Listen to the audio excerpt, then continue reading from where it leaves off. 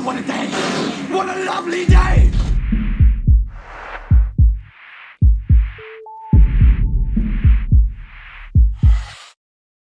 Welcome to Flat Earth Debate. I'm your host, Nathan Oakley, and if you're new to this channel, or you've not done so already, be sure to subscribe and hit the bell notification icon to keep up to date with the Flat Earth Debate. If you would like to support this channel, there is a super chat that runs alongside each of these shows while they're live, and there's also a PayPal link in the info box below the video once it's rendered. But most importantly, if you would like to join the discussion, simply mute the page you are currently watching, then click the link in the info box below this video to join the discussion and express your views on the shape of the Earth. If you do join, please don't swear. If you do, you'll be ejected, and if you are, please don't try to rejoin the stream using sock accounts. You'll be warmly welcome back on the next stream. Please also share the show. Sharing the show obviously increases the live audience, but this in turn increases the chances of a more diverse panel. So please share the show. And one last time, if you're new to the channel or you've not done so already, be sure to subscribe and hit the bell notification icon to keep up to date with the Flat Earth Debate. Now we are joined by Chocolate Saiyan, John and Anthony. How you all doing? Hola. Hello. Yo, yo. Hello, Passos John. los. Any signs of curvature, lads? Oh, Do we have no. to do this again? Yeah, every time. Chris Monk. Oh, god damn. Oh, why did I ask? So Chris Monk thinks it's curved because it doesn't look curved but is curved. Okay, moving on. Any signs of axial rotation? Chris Monk. God damn. Just because a gyroscope moves doesn't mean that it's proving the Earth spins. It's a formal logical fallacy known as affirming the consequence. If J, then Z, Z, therefore J. It doesn't necessarily follow that one is intrinsically connected to the latter. Anyway, so any other people claiming that they have signs of axial rotation of the Earth, not of anything else? No. No? What about a pressurized system next to a vacuum? Any signs of Chris, no, it's not Chris Monk on that one, is it? It's what's his name? M. Scott Veitch. What's his name? Spaceman. Daddy was an astronaut. M. Scott Veitch. M. Scott Veitch, yeah, he's the one for that one because he's got an astronaut suit and a space chamber, and we all want to see him go in there and go into the vacuum and see how his suit works. And I really want to watch his eyeballs get sucked out of his head. Fair enough. Well, M. Scott Veitch, we're waiting on you for evidence of a NASA costume working in a vacuum. I don't really see how that proves that there's a pressurized system next to a vacuum, but nonetheless, it would be nice to see his eyes sucked out of his head, according to Anthony. I'm not necessarily interested. When he described it then as a NASA costume, it reminds me of the horse thing where you get a guy and another guy, one's bent behind the other, and they've got this donkey outfit. That's kind of the image that I had in my head, where M. Scott Veitch should be going through something in the background in his NASA suit. Nathan would be the other half of the horse. Thanks a bunch. That was just the image that I had when he said NASA's costume. Well, it is a NASA costume. That's all they are. I agree. Yeah, I mean, if globeheads want to take somebody getting a spacesuit to function precisely as it was designed to do so according to them as proof of a pressurized system next to a vacuum, then they're silly, in my opinion. Yeah. Anyway, moving on. What about any evidence of a molten iron core at the presupposed centre of a sphere-shaped Earth? Who was it that had that one? Paul Voigt. It was wasn't it? Was it Ruhif? Ruhif? I thought it was Paul Voigt. Paul Voigt. That's right, Paul Voigt. Yeah, Paul Voigt. He doubled down on that recently. He still claims he's got evidence that shows that the Earth is a molten iron core. Oh, by the way, that reminds me. I need to share my screen, Nathan. This is unfinished business. Okay. Let me get my thing up that I need first before I share my screen because I've got about 800 things open at the minute. Is it regarding a molten iron core? Yeah. Excellent. It's to do in none of them tabs, so it must be on one of these ones over here. Is it that? No, it's not that one. Must be this one. To do with Mr. Natanuk, however you pronounce his name. This isn't his racist comments, is it? No, it was to do with his claim on the molten iron core. Oh, okay, fine. Give me a sec, because I think if it's not this one, it must be this one. I haven't think sorted my machine out for a while. For the audience's five benefit, little- I'm not going to be discussing George's extremely racist comments that he made. That's his own racist business. I don't know what you're on about. Good. Let's never mention it again. Okay. Right. I have it. Right. So I have the relevant window. Let me just tidy up all these tabs. There are way too many in there. Like waiting for George to find his citation from yesterday. Get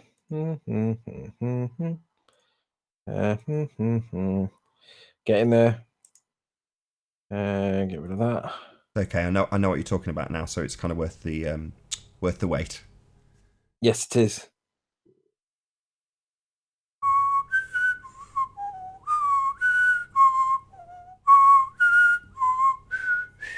Right. So just need to find my Hangout window now. It's one of these buggers. Adam's just sent me a message, but he's going to distract me if I look at it.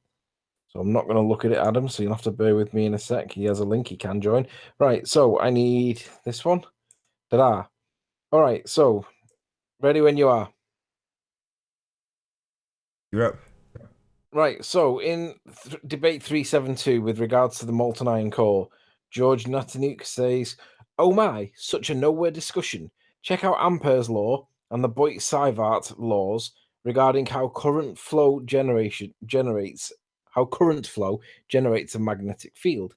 Now, I had not heard this before, and I wanted to see what this was, so I'd done what he said. I checked out Ampere's law and this Boyd-Sivart law, and the Ampere's law says, quote, "The magnetic field in space around an electric current is proportional to the electric current which serves as its source."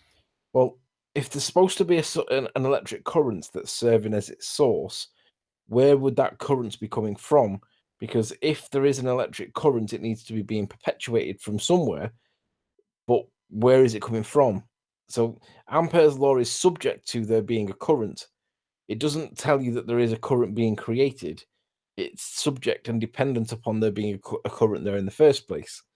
So Ampere's law is not going to help George in his quest because it's already assuming or it's already based upon the currents being there in the first place. So the Ampere's law in relation to the shape of the molten iron core is a non-starter because we want to see that it perpetuates. Not that there is one there. We want to see where it's coming from, and it has to self-perpetuate, which is the problem. And the other point that he brings up was this Boyd-Sivart law, which reads, it's an equation, right? So it's an equation. It's not even empiricalness. It's an equation that describes the magnetic field created by a current carrying wire. Now, obviously, in the heliocentric model, Earth doesn't have any current carrying wires, so this wouldn't even apply either. Yet George Clay states, "Oh my, such a nowhere discussion. Check out Ampere's law doesn't apply, and the Boyd-Sivart law doesn't apply regarding how current flow generates a magnetic field." Well, the point is, George, where's the current coming from? Because on your model, it must self-perpetuate. Otherwise, it comes from an external source, and on your model, it doesn't come from an external source. So I'd like to know where the self-perpetuating evidence is, George, please. So that's me done. Anthony, didn't we already go over this yesterday? Well, we went over it, and George came in, and we didn't get a chance to deal with it because the whole hangout got dominated, rightly so, by his assertions based on what he claims he did and did not do in regards to Brian Mullin. But in any event, we didn't get to the end of it because that was going to be the conclusion of his presence, and obviously we never got there. He ended up leaving, which is fine. If he gets a bit too much flack for him, he is going to obviously leave. So it is what it is. Fair enough.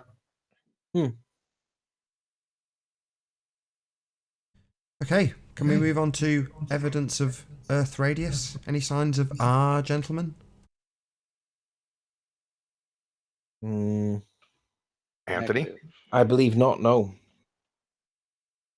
Thought you said Chris Monk last time. I know. I did say it. I don't want to say it again because I can't be bothered going through it again. Okay, Chris Monk. What's Chris Monk got to say about R exactly? The it's the gyros in the navigational gyroscopes apparently show that there's an R, and also the infrared. No, not the infrared. What were they called now? Fiber optic gyroscopes also prove that there is an R, apparently, according to Chris.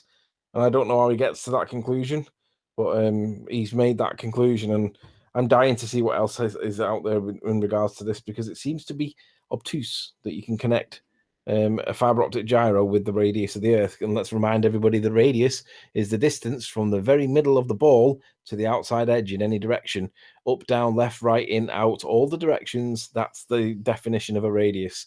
So I don't know how he gets from the fiber optic gyro to the radius of the Earth, but he has made a causal connection in his mind, and I'd really quite like to know what's going on there. Fair enough. Right, I gravity. would love for Chris to come Any in signs here of gravity? and- Oh, sorry, my bad.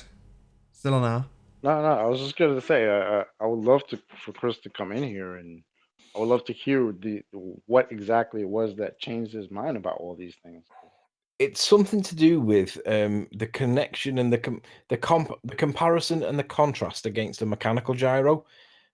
Basically, if you get a mechanical gyro and you perform the same tests with a fog gyro, then it has a certain result. Numi, is that you? That's me. Hey, Hello, Numi. everybody. Good. So But if you put these things, these gyros, these different gyros in different environments, they should act the same or differently depending on the environment that they're in.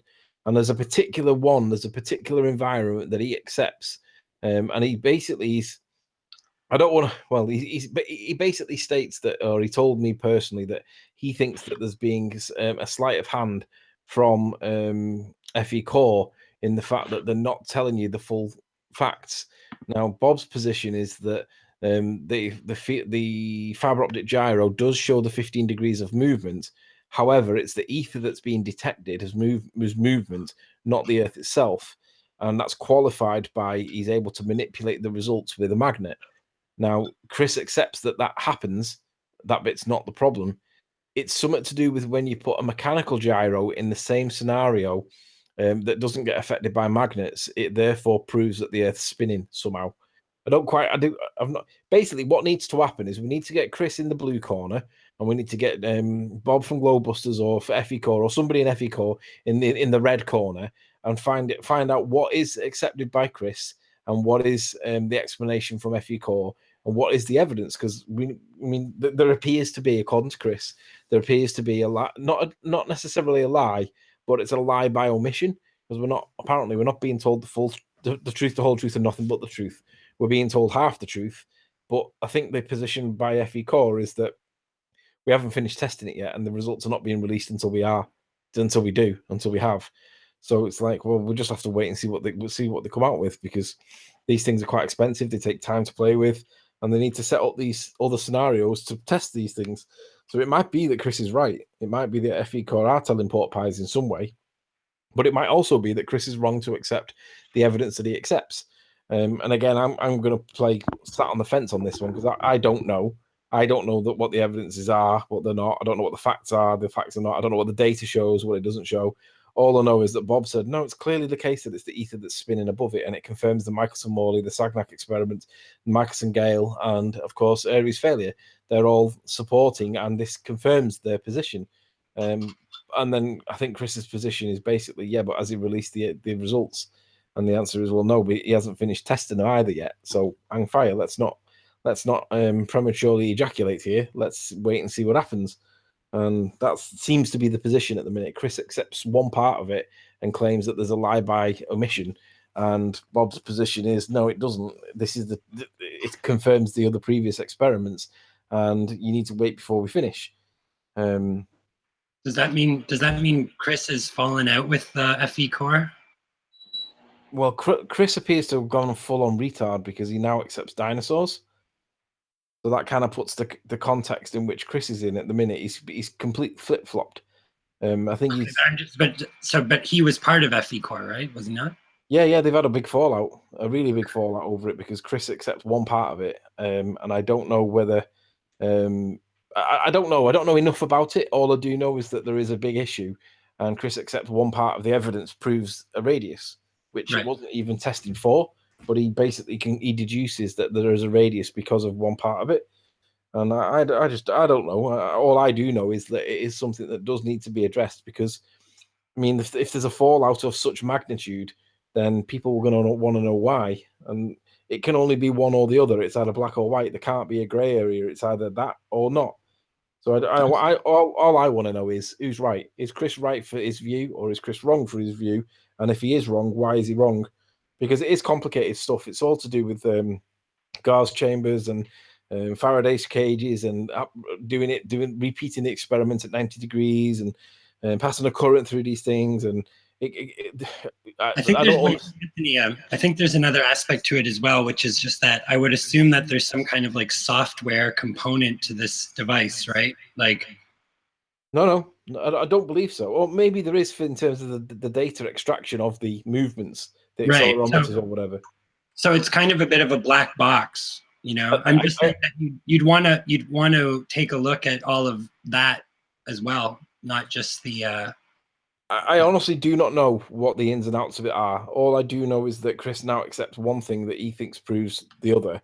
So if P, therefore Q, Chris is on Q because of P. So it is a logical. What is it? What is it, Nathan? Affirming the consequent. Confirming the consequent fallacy, right? Affirming the consequent. It's a formal logical fallacy. Okay, sure, but I would still, I still think it would be a pretty interesting result if it was in fact measuring something moving at 15 degrees without saying what we could conclude from that. I mean, it wouldn't have been what I would have expected if that is the case, right? Yeah. But I wish Chris would come on here and discuss it with I wish Chris would be. Like, I want to put it out there to Bob to invite Chris on Globebusters to be able to address this, because I think there's enough meat on the bone for the fact that they've had a fallout over it. And although it's been like polite and friendly to some degree, I know it hasn't been properly, but there's not a lot of people that actually know about it. There's enough meat on the bone to say that this is worth talking about, because, I mean, let's be honest, if it is true that he's joined the ball again now, wouldn't he be the only guy ever to have done it? If I don't know whether we can include Tiger Dan, because nobody really knows what happened to him. He could have died, as far as we know. He may not actually be alive, but ultimately, some people say that he's joined the ball. Well, maybe he did, but he hasn't come out and said it, and we want to know the reasons for why. But in any event, Chris would appear to be the first one to jump ship. Isn't this deja vu all over again? Didn't I already go over this? I'm not presenting this again. This argument's dead, right?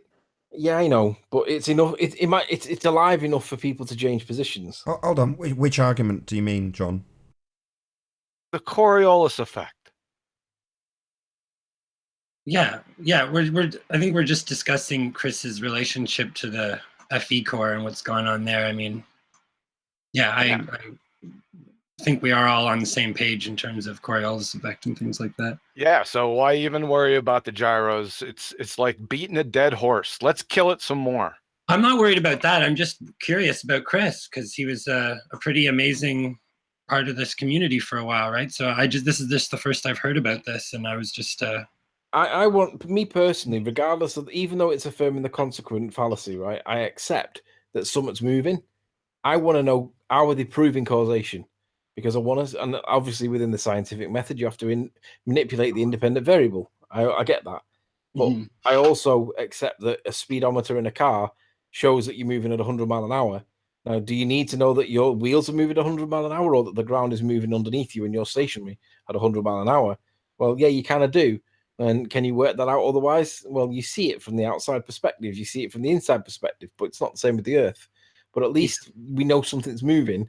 But hey, we can see that with the stars anyway. We see the stars moving above our head, but we're told that it's the stars that we're stationary, and it's the stars.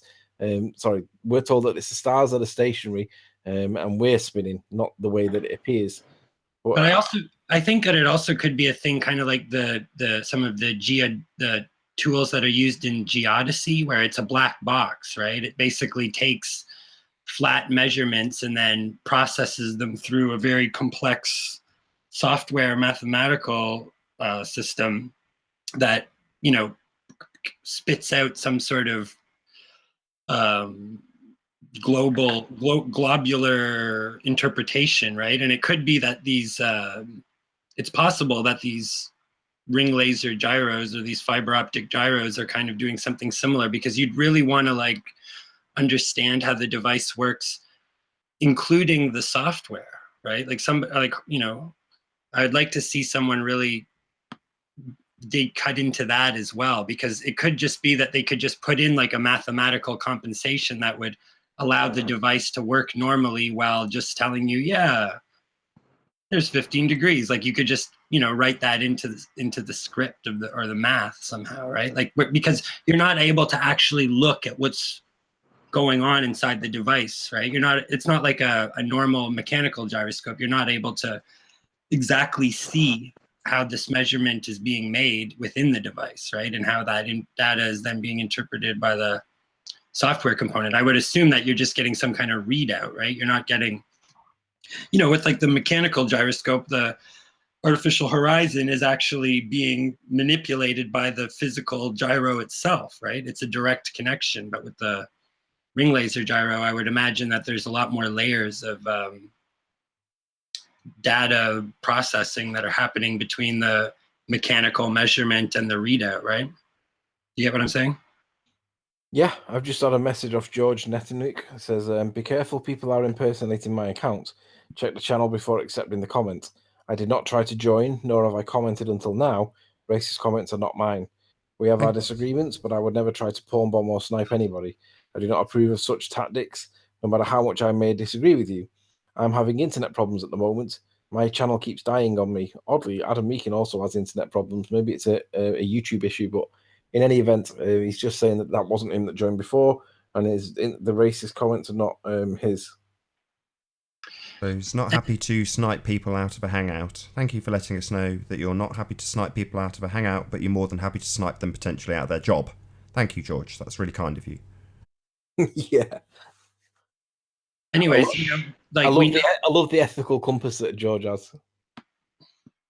We know that they go to great lengths, especially using digital software, combined, just basically with software, they're able to create the illusion of the globe, right? And they go to great lengths to do this, using like, the whole subject of geodesy is presumably created just to support this hoax. So it's like that could be Rafe? That could be something that that's being built into these new generation of gyroscopes, because there's a concern there with the mechanism of with the mechanical gyroscope, right? That it actually is a kind of a way that you can discover the non-curvature of the Earth for yourself. So then they claim that these gyroscopes are more sophisticated. And well, can I just say something that's really pertinent that Awake Souls did recently? Now, I'm not Awake Souls' biggest fan at all. I have the guy blocked.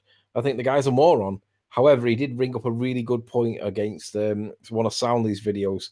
When Soundly was doing these drones that rise up and drop down videos, he showed basically Awake Souls cited one of the videos, and he said, look, the horizon here with the water line is not straight across the image. On one side of the bridge, it's at one height. On the other side of the bridge, in the background, it's at another height. So this cannot be a real picture. In some way, it's been doctored. And when he made that point, and I looked at it, I just thought, absolutely brilliant. So shout out to Awake Souls for that one piece. The rest of the time, you're a Burke, but on that one piece, you deserve credit.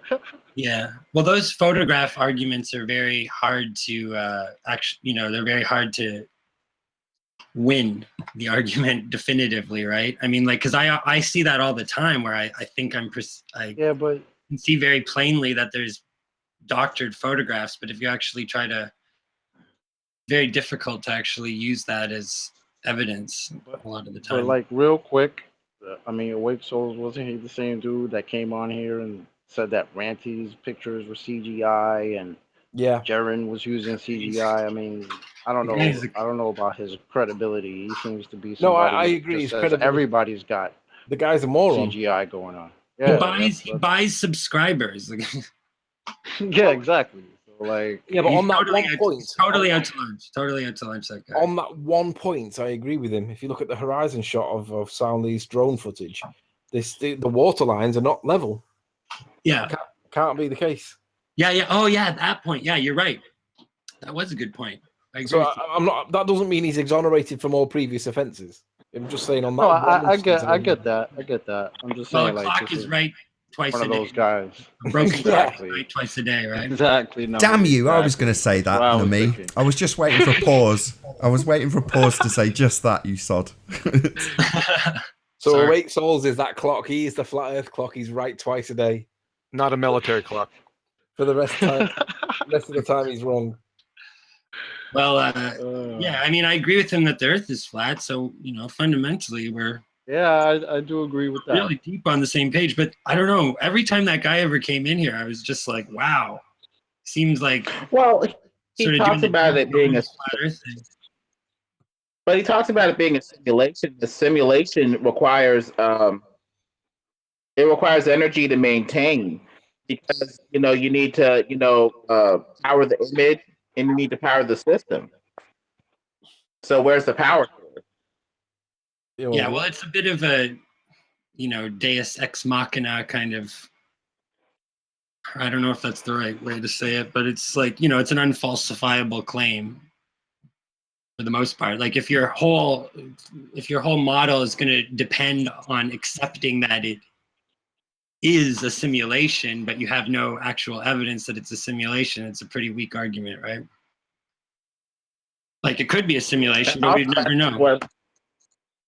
Well, also as to whether or not the Earth is moving and or the ether is moving, if the Earth is moving below the gyroscope that's set, then the gyroscope will process based off of the movement of the base relative to the Earth. The Earth is moving the base of the gyroscope, and the gyroscope is processing due to, resisting, movement from the solidity of space or whatever. If the ether is moving, then, you're just going to have the gyroscope, process without the base moving. But if you can feel appreciable movement from something able to displace the gyro, shouldn't you feel some sort of wind effect as well if it's solid enough and displacement T enough to move the free moving gyroscope? So I mean, it doesn't mean that you'd have a gyroscope either way, but if the ether is moving and it can be noted on a gyroscope, you should note it with a solid wind of some sort if it can displace a gyro. So this ether, if it exists,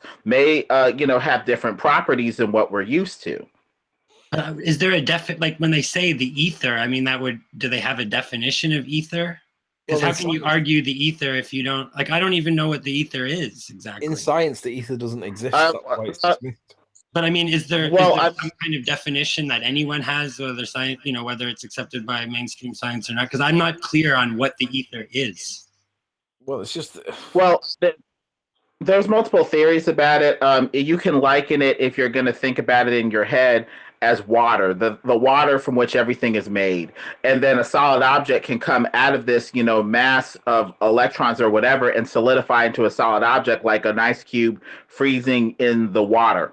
And that'll be a solid object if it, reaches, energetic stability. It'll freeze out of the water and make an ice cube. That's what the ether would be like. It can, make up objects, I guess, or something like that, flow through objects, and, it's everywhere, so it's not like you're really going to notice it. It's just part of it. It's like, how would a fish know that he's in water until he gets in a new medium? It's the same thing with the ether. It's everywhere. And, so you get into different theories with that. And the absence of ether, I don't know if that's possible. I would theorize that the absence of ether would be like a true vacuum. The type of vacuum that crushes, that big metal tank that you saw, that's a real vacuum. A partial vacuum can be probably attained by, evacuating it of air, but there may still be ether in there. That's, the thing. So some of these experiments where light is transmitted, quote unquote, in an evacuated tube without air, what if there's ether in the tube that's transmitting the light? Otherwise, the tube would probably crush, wouldn't it? So the ether is like a field. It's like a field theory or something. Like it's kind of like the field that surrounds us. Some kind of underlying medium that everything. A substrate. Okay. But Yeah, so yeah. why do people believe why do people subscribe to this theory? Like, what's the main arguments for it? Well, they say light is a wave, but for a wave to propagate, just like the other dude on here said, a wave needs something to wave if it's going to propagate in a wave. It needs something to wave on. Otherwise, what is it waving on? Waves usually need some sort of medium to propagate. Most of the stuff that we talk about in physics or whatever need waves to propagate. The only thing that doesn't really match that, as far as I can tell, is light for some reason, but that's only because you throw out the theory of the ether. And that goes into, this experiment, that. Waves are made out of tension, right? Wave is made out of a tension within the medium. So I don't think that light needs a medium necessarily, because it moves in straight lines. Apparently, it doesn't seem to act like a wave. Waves are dispersing all the time. You can't have a wave that just maintains its intensity for like 100 miles in one infinitesimally thin line direction. Like, that's not how waves are. Waves are constantly redistributing all of their energy in a Hey, can y'all hear me? the universe square law. Can y'all hear me? Hello. Yeah, we hear you. Good to Hello. have you. Hey, real quick, I just wanted to say something. You were asking for the definition of the ether. How I understand it is basically the ether is a fundamental medium through which light permeates. Okay. Just yeah, science doesn't acknowledge that it exists. But is there evidence it exists? Well, we see stars, right? Science isn't acknowledging it. Where's this science at? No, I said science doesn't acknowledge it. There are experiments that going one way with the ether comes back slower than light going with the ether this way. They've set up, interferometer experiments where the light, bounces around and is reflected, and the light comes back slowly against the ether in these experiments. And so Sagnac reproved the ether, but you have heliocentrists interpret the experiments, adding all sorts of stuff to prop up, the heliocentric theory. So it looks like there are, slight clues to some sort of medium being, there to propagate the light, that's all around us, whatever. So is the ether like quantized? Is it particles? Or no, it's like it's just a medium. Don't look at it as particles. Look at it as a medium. And a medium is usually particles, right? It's a lot of particles. That's what like if we're using water as a medium for putting light through it or something, it's still particles in the end. I mean, usually a medium refers to particles. Like, actually, there must be particles in it, but I think it's just I'm just wondering what they're saying. Air and water are both mediums, but although they have particles in it, it's like it's just the thing that I don't know. I think you have to have the ether for light to propagate, although science doesn't acknowledge that it exists or accepts that you need a medium for light to propagate through. Where's the science at?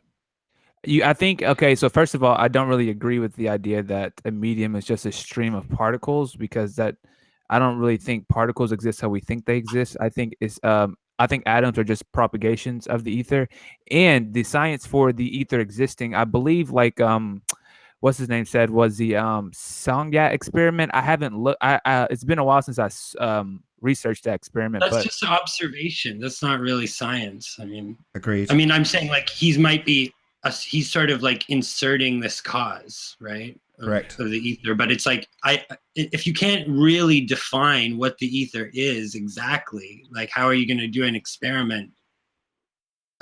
I don't know. I'm just saying it seems kind of speculative to me. I don't really think that these observations of starlight or whatever are going to be able to prove the ether or not. Well, they can't prove the ether because they can't get to it, even though they've been to the moon.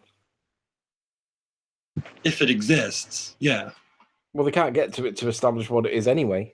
Get to what? Well, but that's assuming that it exists. Get to what, Anthony? The ether. What is the ether? And what is it? We're just going to go around in circles by me saying this. I don't know what it is. I just know that it's the medium that light propagates through, I believe. If you don't know what it is, how are you going to get there? Ether, the people that describe the ether, I don't think they're describing it as something up there. I think it's everything that's around us. Like right. like like the way like what water is to a fish. That's what I take the ether as being. I mean, I could be Right, wrong. right. That's a good way to look But at what's it. wrong? Wait. What's wrong with the idea that light could propagate through empty space? I mean, to me, that doesn't make sense. Okay, but why not? I mean, We don't I don't really think we can believe just. in empty space. You know what I mean? But I Like, don't think we can just reject that idea without evidence. I'm just saying, like, Sorry, perhaps you I've got don't to need interject, Nami, maybe sorry. light doesn't need a medium to propagate. It's When possible. you say empty space, just to get clarity, do you mean vacuum? Because I've definitely seen light travel through a vacuum in the respect that I've Yes, seen. I guess so. Or no, I mean, I guess they're talking about this is like a subvac. This is like beyond the vacuum. Like I would assume that when you say there's ether, if there's still Hey, ether Jimbo. in the Hey, vacuum, Jimbo. right? Yeah. Like, An ether would exist in a vacuum still. So could you evacuate the ether out of an area of space too? That's the reason why these fogs, these fiber optic gyros, are an issue, because it depends on what your view is on the ether. Because Bob's position is that the ether is still being detected, even though the Faraday's cage is in use and the gauze filter is still in use. The ether is still there, whereas Chris's view on it appears to be, well, if you've got all these filtration systems in place, these controls, then how do you know that the ether is or is not being filtered out? Sorry, I've got another question on top of that. Right, there's also another variable. It's very difficult to see and detect, but it's called unicorn farts, and you have to know how to get to them to know that they're not there. So, have you factored in the unicorn fart factor? You don't know how to harvest unicorn farts, no? No, I mean Can nobody does. Nobody interject does. 1 minute on unicorn farts? Find a unicorn. White ones are the best. You pick the tail up, you put your nose right under its bum hole, and then eventually you'll be able to harvest the unicorn farts. Sounds so Racist. simple. So No, how do I find these unicorns? We always hear light come up in all these discussions and ether and all this stuff and propagation and speed at millions of miles an hour. Now, anyone can go and look it up. Light is formed by a process. The process is called atomic absorption, followed by the secondary emission, and that secondary emission is light waves. It's a local phenomena. Light is generated in situ. It Well, they comes call it waves, from but it doesn't. where you see it.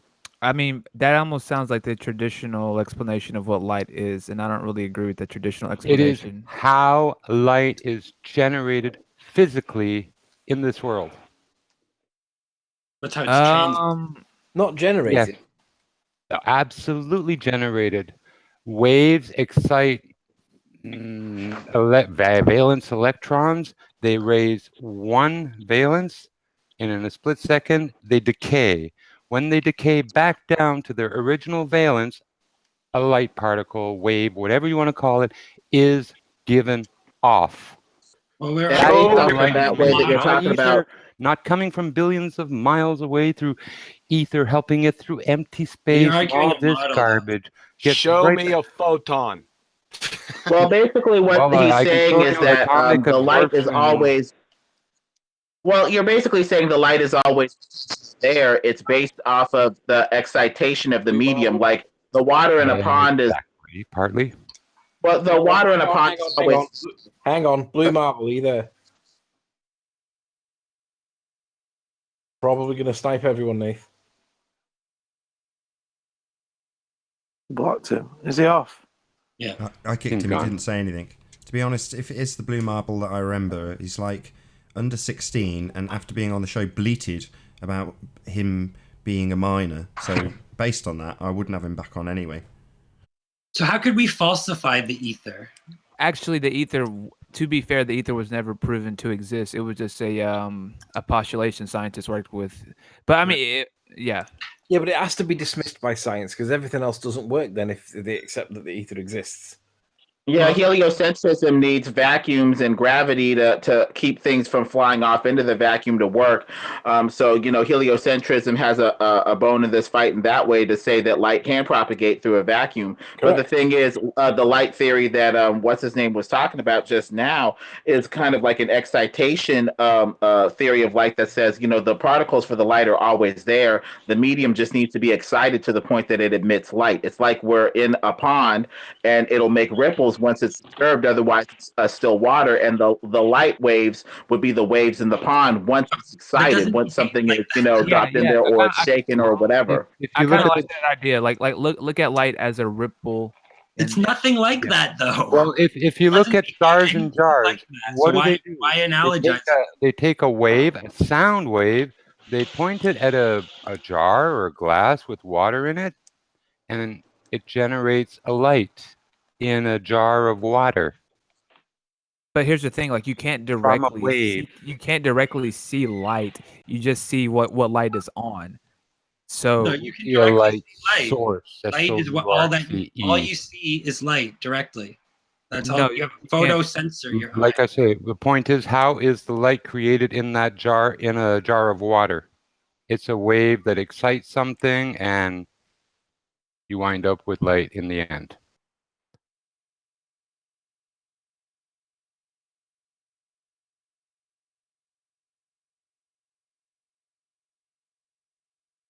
Oh wow.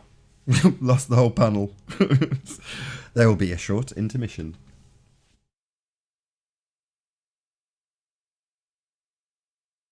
Welcome to the show.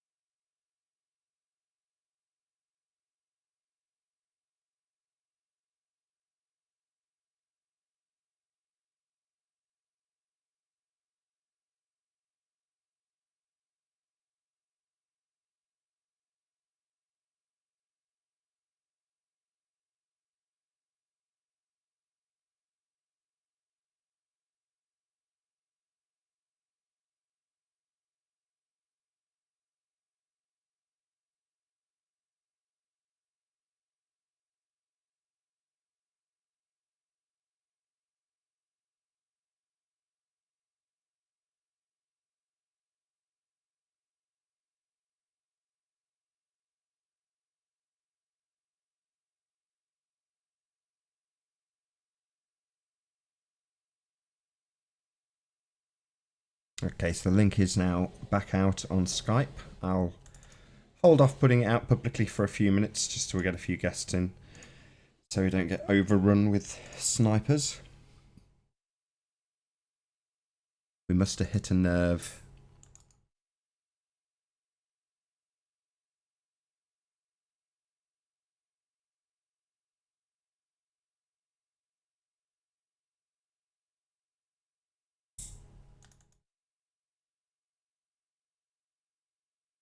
There you go, check your Skype accounts if you would.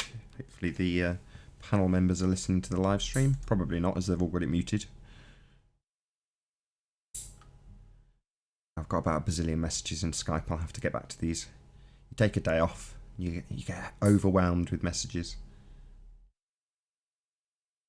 Hey Zoe. Hello, hello, hello. Hello. Joining to add. That's weird. It says some of them can't join the call. That's bizarre.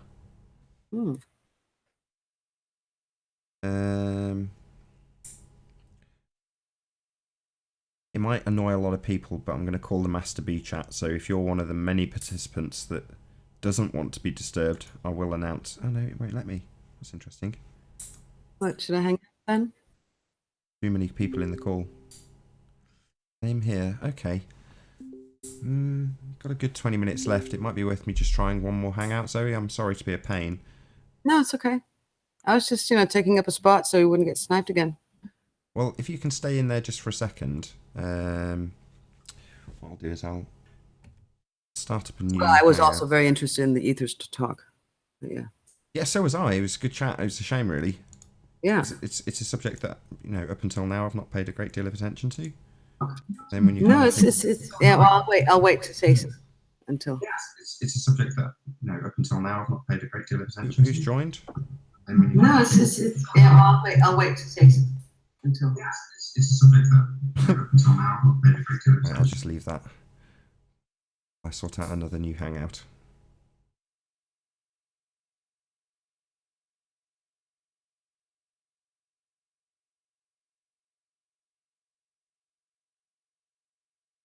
My apologies to the audience for the extended intermission.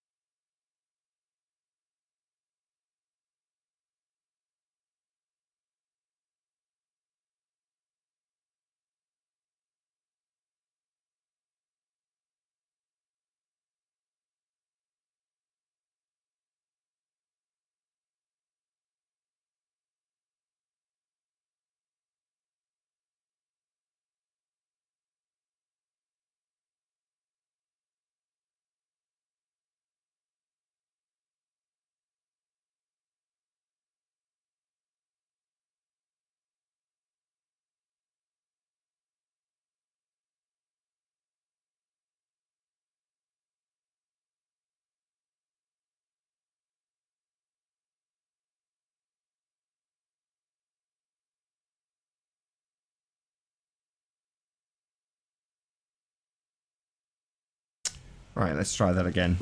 So I'll publish yet another link. There you go. Hopefully that one will work. We shall see. If not, I'll have to go to plan B. It's in the Master B chat. For all who are paying attention, hopefully you've not all lost interest. Oh no, everyone's coming back. Hooray! It worked. Don't know why that last one went wrong. Sometimes that happens. It's because you've had a few days off and you've forgotten it already. No, it wasn't my fault. Heaven forbid. No, I take full responsibility. It was probably something I did. Did you see somebody? Did you see whoever it was that sniped everybody? Was it? Do you know who it was? I'm pretty sure it was Zoe Scribner. Oh, I have a suspect. Who do you think it was? You see, the last two snipings, Adam hasn't been in here. That's true. yeah. That's true. You shill Adam Meakin. To be honest, I wasn't paying too much attention because I was busy doing something else to do with vehicle detailing and stuff. But that was my new interest. But what I realised is that by not paying attention enough, people get suffered. Hey Zoe. It's a secure. How you Hello. doing? Hello. Good to have Hello. you. It's a secure feeling having you watch our backs, Anthony. I know. I should be paying more attention, but I don't get paid enough. I want a pay rise. Yeah, you pay monkeys, get peanuts. Don't you mean you pay peanuts, you get monkeys? No, I don't. Oh. So this one says we're off air. Are we off air or are we on air? We're definitely on air. Oh, that's good. So. Hi, Mom. It's been one of them. It's been a bit of a weird hangout. Corbin. Yeah. Did anybody see the eclipse? I got like total cloud coverage. Hey, Plain Truth. Hello. Hey guys. Hey, Travis. Hello. What's up, man? That was a very interesting talk about the ether. Oh, came in late? Oh, you didn't hear it? No, I just came out of the mountains. I just got coverage and the link popped up, so I thought I was catching it early. Shout out to Brandon Well, I mean, Troy. basically, none of us know what the ether is, but it's just something that we apply. You know, we think that sound and light has to go through something. It has to be carried by something. So, what's the ether? What about the ether? It could go through the ether, you know, like we're on the air, you know. Shout out to Brandon Toy. Thank you very much for the super chat. Much obliged. Where does this word come from, ether? I don't know. It's something that's it's like effervescent, or what do you call it? It's something that is etheric. Etheric, yeah. But it just means the upper atmosphere. I actually think that it's a Greek root. It's a Greek something. It means to burn. Oh. Yeah, it's reefer. You just dropped the R. But maybe it was okay. But it's either, right? It's like either or. Yeah, Aether. Ether. Ancient cosmology, the element that filled all space beyond the sphere of the moon, constituting the substance of the stars and planets. Like black matter. Conceived of as a pure form of air or fire, or as a fifth element. Mm. Yeah. In Chinese, what do you call it? It's the fifth element. It's magic but then air. In the 17th century science, it was a scientific word for maybe it's the fourth. An assumed frame of reference. So I'm guessing they're meaning the kind of like universal frame of reference that came before general relativity. Yeah, it was definitely before that. Interesting. So, Numi, what's your position then? Do you think that the ether does or does not exist? I don't have any reason to think it exists, but I don't have any proof that it doesn't exist, but I don't see that light necessarily requires a medium to transmit. I mean, that's the assumption that sound and light needs a medium. Well, sound needs a medium, but I mean, why would sound need a medium? Well, because sound is an oscillation of air, right? Sound is a much simpler problem than light. I mean, we can experiment with sound. We can thin the air and then see how sound behaves, right? So we know, like, have you ever seen that experiment? They put like a ringing bell inside of a vacuum chamber and then they evacuate it, and like as the air gets sucked out, it gets quiet, and then when it reaches vacuum, you can't hear the bell. Yeah, And the same happens with the high altitude balloon footage if you get a camera with a bleep. Right, yeah, but we can't do that kind of an experiment with light. No. Was it a cowbell? Yeah, but isn't it I thought it was the sound that the ether was. Because we need more cowbell. Ether. Yeah, we need more cowbell. Yes. In the ether. I wonder if we sent a channel Q up high enough, would we actually not hear her speaking? You know, like the lips would be moving, but we wouldn't hear any sound coming out. We should try it. Awesome. Okay, but here's the thing: like, is it a well-founded assumption to assume that light needs some sort of medium to transmit? I mean, what is that really based on? I'm not saying that I'm not saying this like I know. I'm just saying that. No, we're all just thinking here. We can, like what you're saying, like we can't transmit sound through a vacuum. We can test that. Yeah. But we can transmit light through a vacuum. No, not according to Deceive McClown. Get your story straight. He's saying you can't put light through a vacuum? No, he says the speed of sound in a vacuum is constant. There's no, Get up to speed, man. Hang on.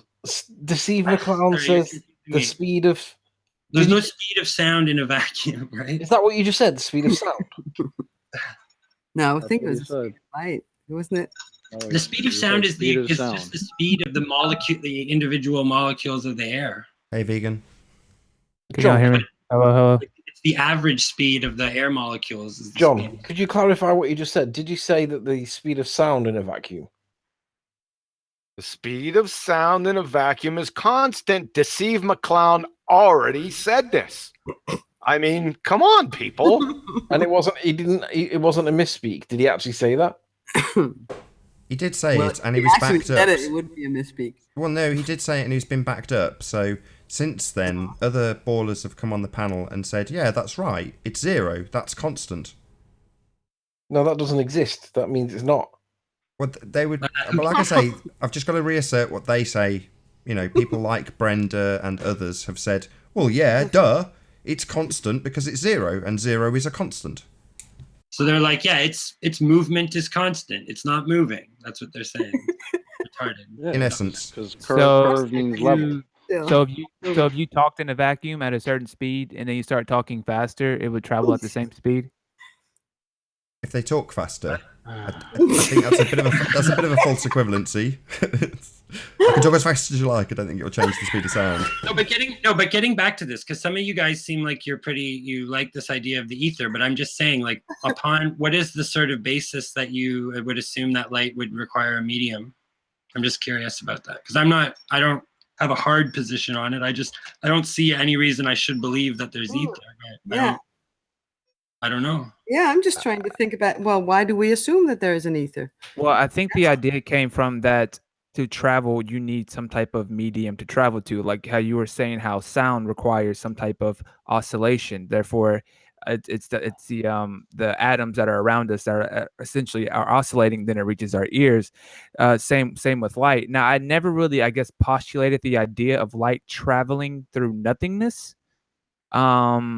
But in my mind, go ahead. Wouldn't the ether travel through nothingness? Like something's traveling through nothingness, isn't it? Like, so no, does ether have a medium too? So etherical.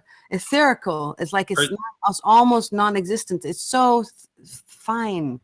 But yet light needs it. But is the ether like a static field, or are the particles moving like a gas or something? Well, the thing is, it sounds like you're trying to quantify the ether, like you're trying to reduce it to a particle, but the ether is fundamental, as in it's the fundamental medium. So it doesn't need a medium. That doesn't mean anything though. So the ether is just one solid chunk. There's no movement in it, so then it's not really a medium. There is a movement through it. But I'm thinking the movement is if the ether propagation does exist.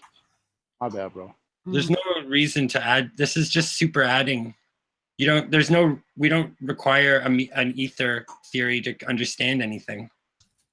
Well, okay. Well, how do you explain how when was it Globebusters that used that gyroscope and they detected I think a 15 I forgot the specific degrees. Yeah, we were talking about that in the last thing. Well, I don't explain it. What I said is that I would like to know more about this device, because I'm imagining that there's probably a pretty embedded software component, right? So to me, it's a bit of a black box, so to speak, as in we're not seeing the direct the readings that are being spit out of this device are not a direct reflection of the underlying mechanism making the measurement, as in a mechanical gyro, right? There's some sort of measurement that's being processed through chips, right? So I think somebody needs to, who's capable of it, and that's not me because I'm not a computer scientist, needs to dissect the software component of the device and see what's going on there, because that could be that's part of the device, right? We can't just imagine it as just a strictly mechanical device, because we're not getting a strictly mechanical readout or measurement. Just from a simplistic idea of the experiment, the gyroscope detected some type of motion. If you're saying that motion is not due to the ether, then you're going to be hard. Well, that's not what I'm saying. That's not what I'm saying. I'm saying that we don't know, like that we don't understand how the device works, and that there could be coding within the software component of the device that is changing the results of what the underlying mechanism is measuring. Sorry for the interruption. Did you say experiment? Me? No. Somebody that was talking to you. Vegan. Who, me?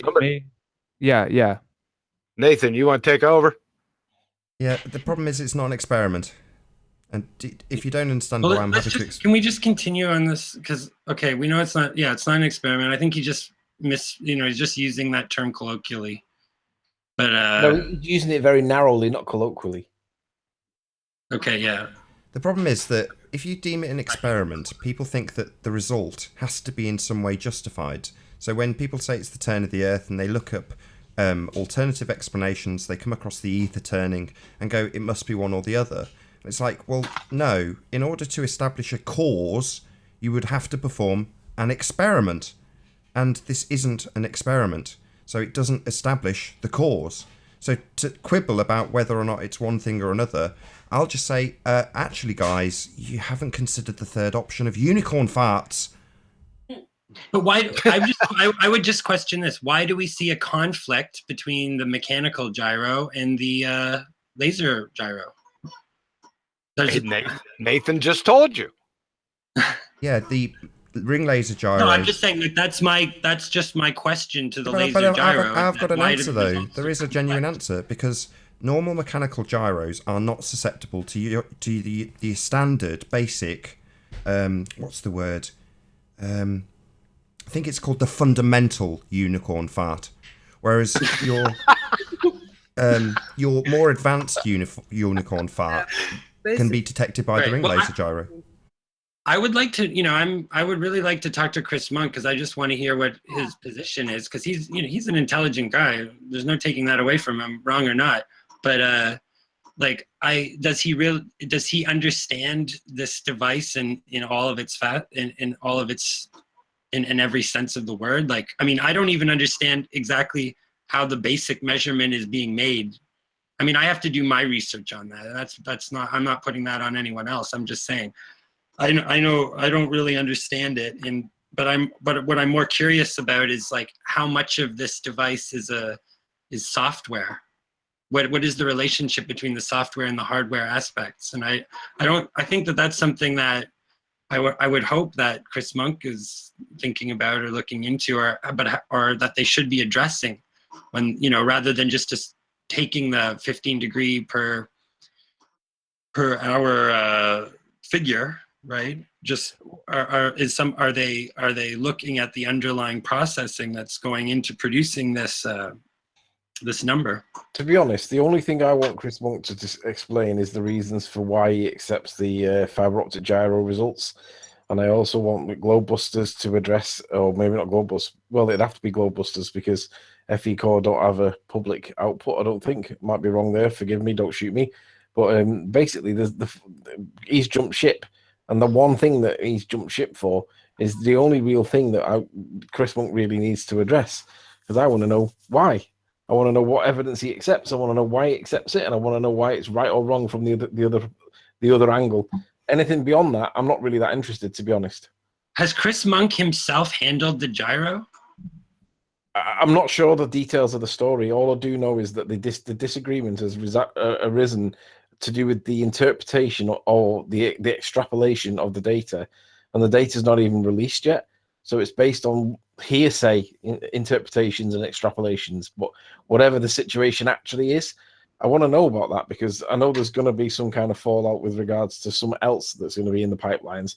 And let's be honest, it's going to end up being drama. Nobody wants to see the drama. We want to see the facts. We want to see the experiments. We want to see the data, the interpretations or whatever. We want to see the ins and outs of it and see who's right and who's wrong, because there's only one right or wrong answer, and we should be able to ascertain which one's wrong and for what reason. You know what's interesting is that, do you remember there was that Flat Earth documentary that came out, right? Which I saw because it premiered at the Toronto Hot Docs Festival, right? And they sort of tried to smear the Flat Earth research at the very, very end by showing Bob, I think it was Bob, on camera saying, yeah, we just did this laser gyro test, and yeah, it showed 15 degrees per hour. Yeah, but it didn't stop there. But they just kind of ended the film on that note. Like, that was actually the sort of like... There was a second part to that sentence, though. Oh, was there? I don't remember it. What was it? Yeah, it's a two-tailed sentence. It's not a single one tail. This is what Red's rhetoric misrepresents. It's funny, he did a hit piece on Jaren recently for cherry picking. Yeah, he commits to the exact same offence himself by quoting Bob as saying that, yeah, the fiber optic gyro does indeed detect a 15-degree motion of something, but he doesn't tell people that it was qualified by saying it's detecting the movement of the ether above it, because that wasn't in the documentary. They didn't include that. I know, and what I'm saying is Red's rhetoric is cherry picking and quote mining Bob on one part of the sentence, but not saying the other part. But coincidentally, are you talking about the documentary or something else? I'm talking about the documentary in support of the assertion about reds, quote mining and cherry picking. So it's the two things together.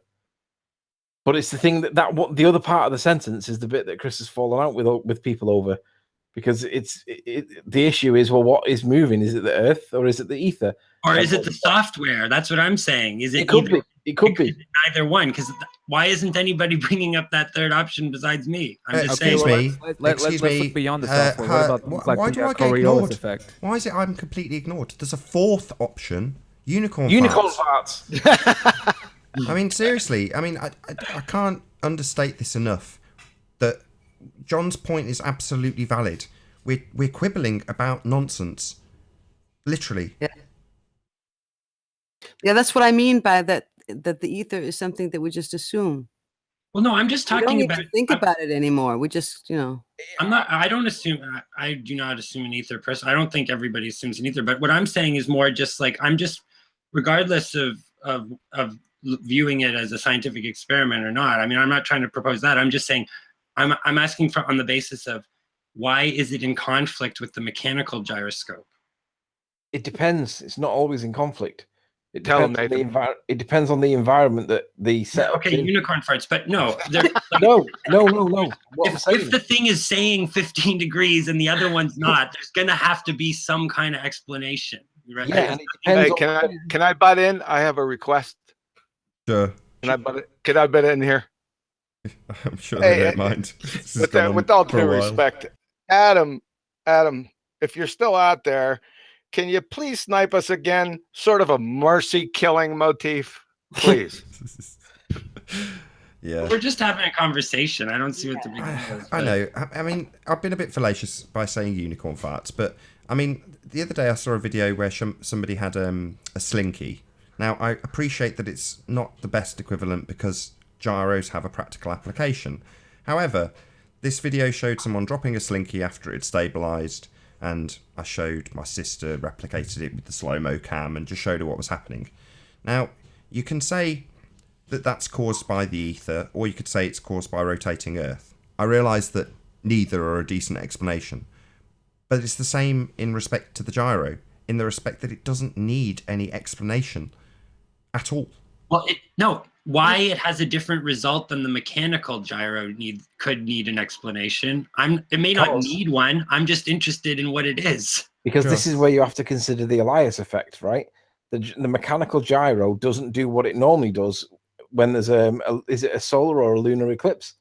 Therein lies the Elias effect, which supports the idea that the fiber optic gyro is picking up the thing that the mechanical gyro is not, or the other way around, whichever way around it goes.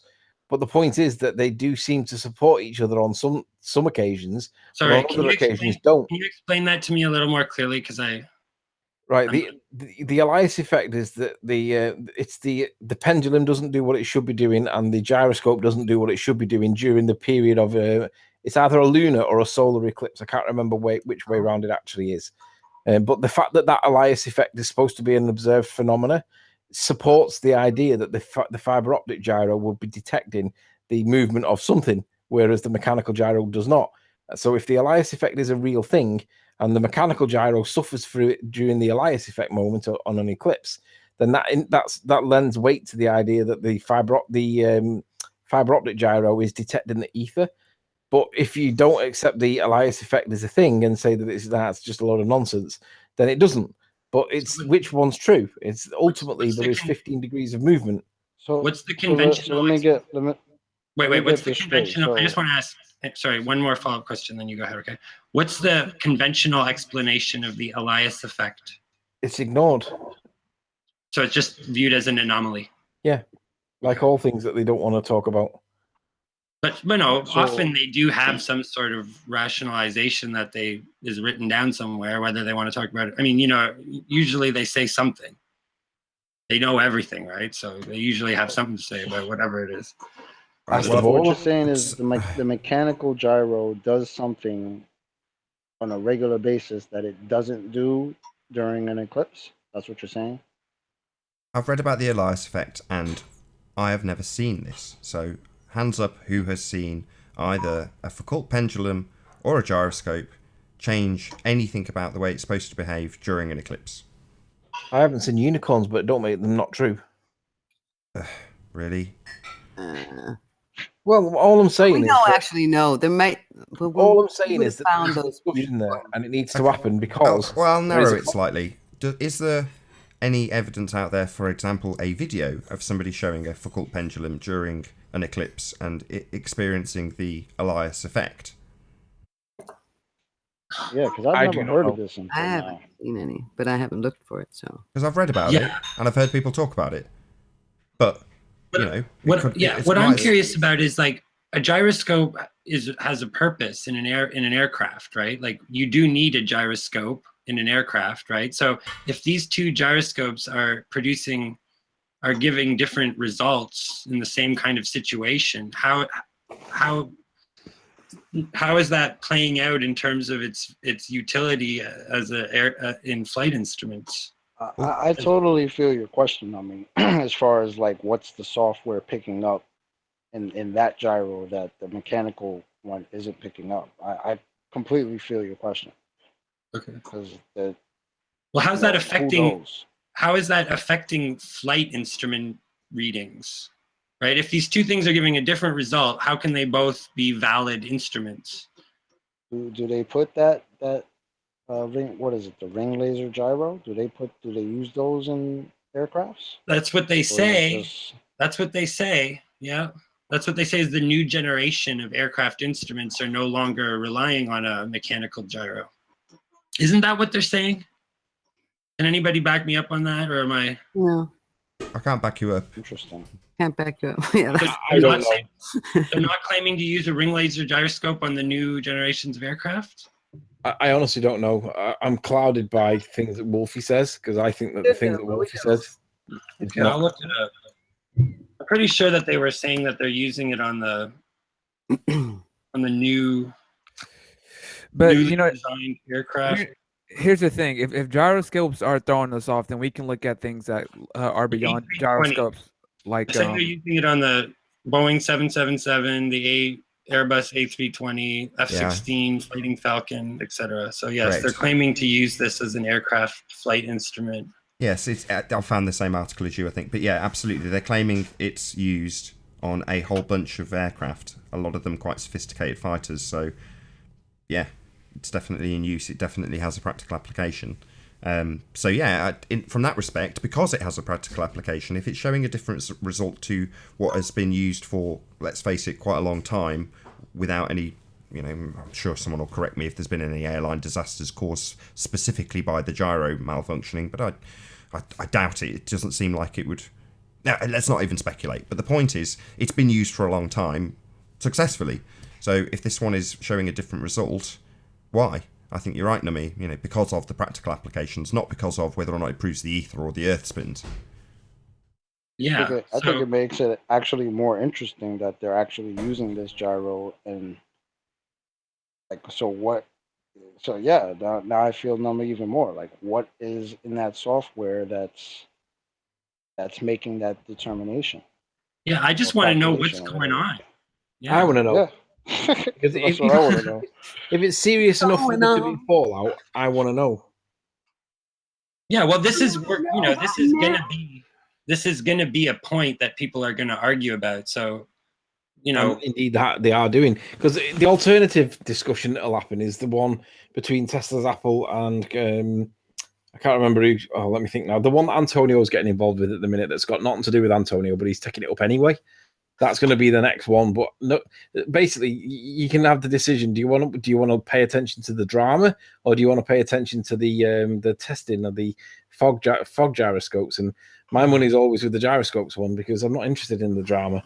There's only bottom feeders that are interested in the drama. So let's have the conversation before the fallout, so that the fallout that probably will happen anyway doesn't get the main headlines. Let's get the fog gyroscope having the headlines, and let's not have the drama making the headlines. That's my view on it. Is it gyros or gyros? See, I lean more towards doner kebabs. Is there any final points anyone wants to round out on? The gyroscope is an interesting instrument regardless, right? Because it is seemingly it's you know, we've made arguments in the past that it seems to behave as one would expect on a plane, the same way that planes behave generally speaking, right? They fly straight and level, no Coriolis. The gyroscope indicates that it's not rotating over the curvature of the Earth. So it's an interesting question, because I think maybe that there, you know, it might be actually very easy, like I say, when you really start trying to pry open the whole geodesy thing, then you find that geodesy is really a black box. It's really like, you know, it's basically processed through computers, and that produce the result. It's not the direct thing that's being measured on the ground. Right. But and yeah, I don't know. I mean, if it's swaying people like Chris Monk, I'm. Are you guys still talking to him, or? Yeah, it's good. Why can't we get him on? Have you talked to him? Anthony and I have both spoken to him since he declared to us that he was a baller. I mean, we knew ages ago, actually, but there we go. Yeah. Oh, I didn't know that. But I'm like, you know, I mean, I don't care if he's like, I'm not upset that he's a baller. Like, I'd like to talk to him though. Right? I want to hear why. Yeah. I want to see the what he saw. Yeah, Nick writes in the chat here, Chris Monk Eli, Earth is neither flat nor stationary, from his Facebook. Any thoughts? Flat. And I will not. So he has turned around. Flip-flopped, yeah. Yeah, but why can we have him on?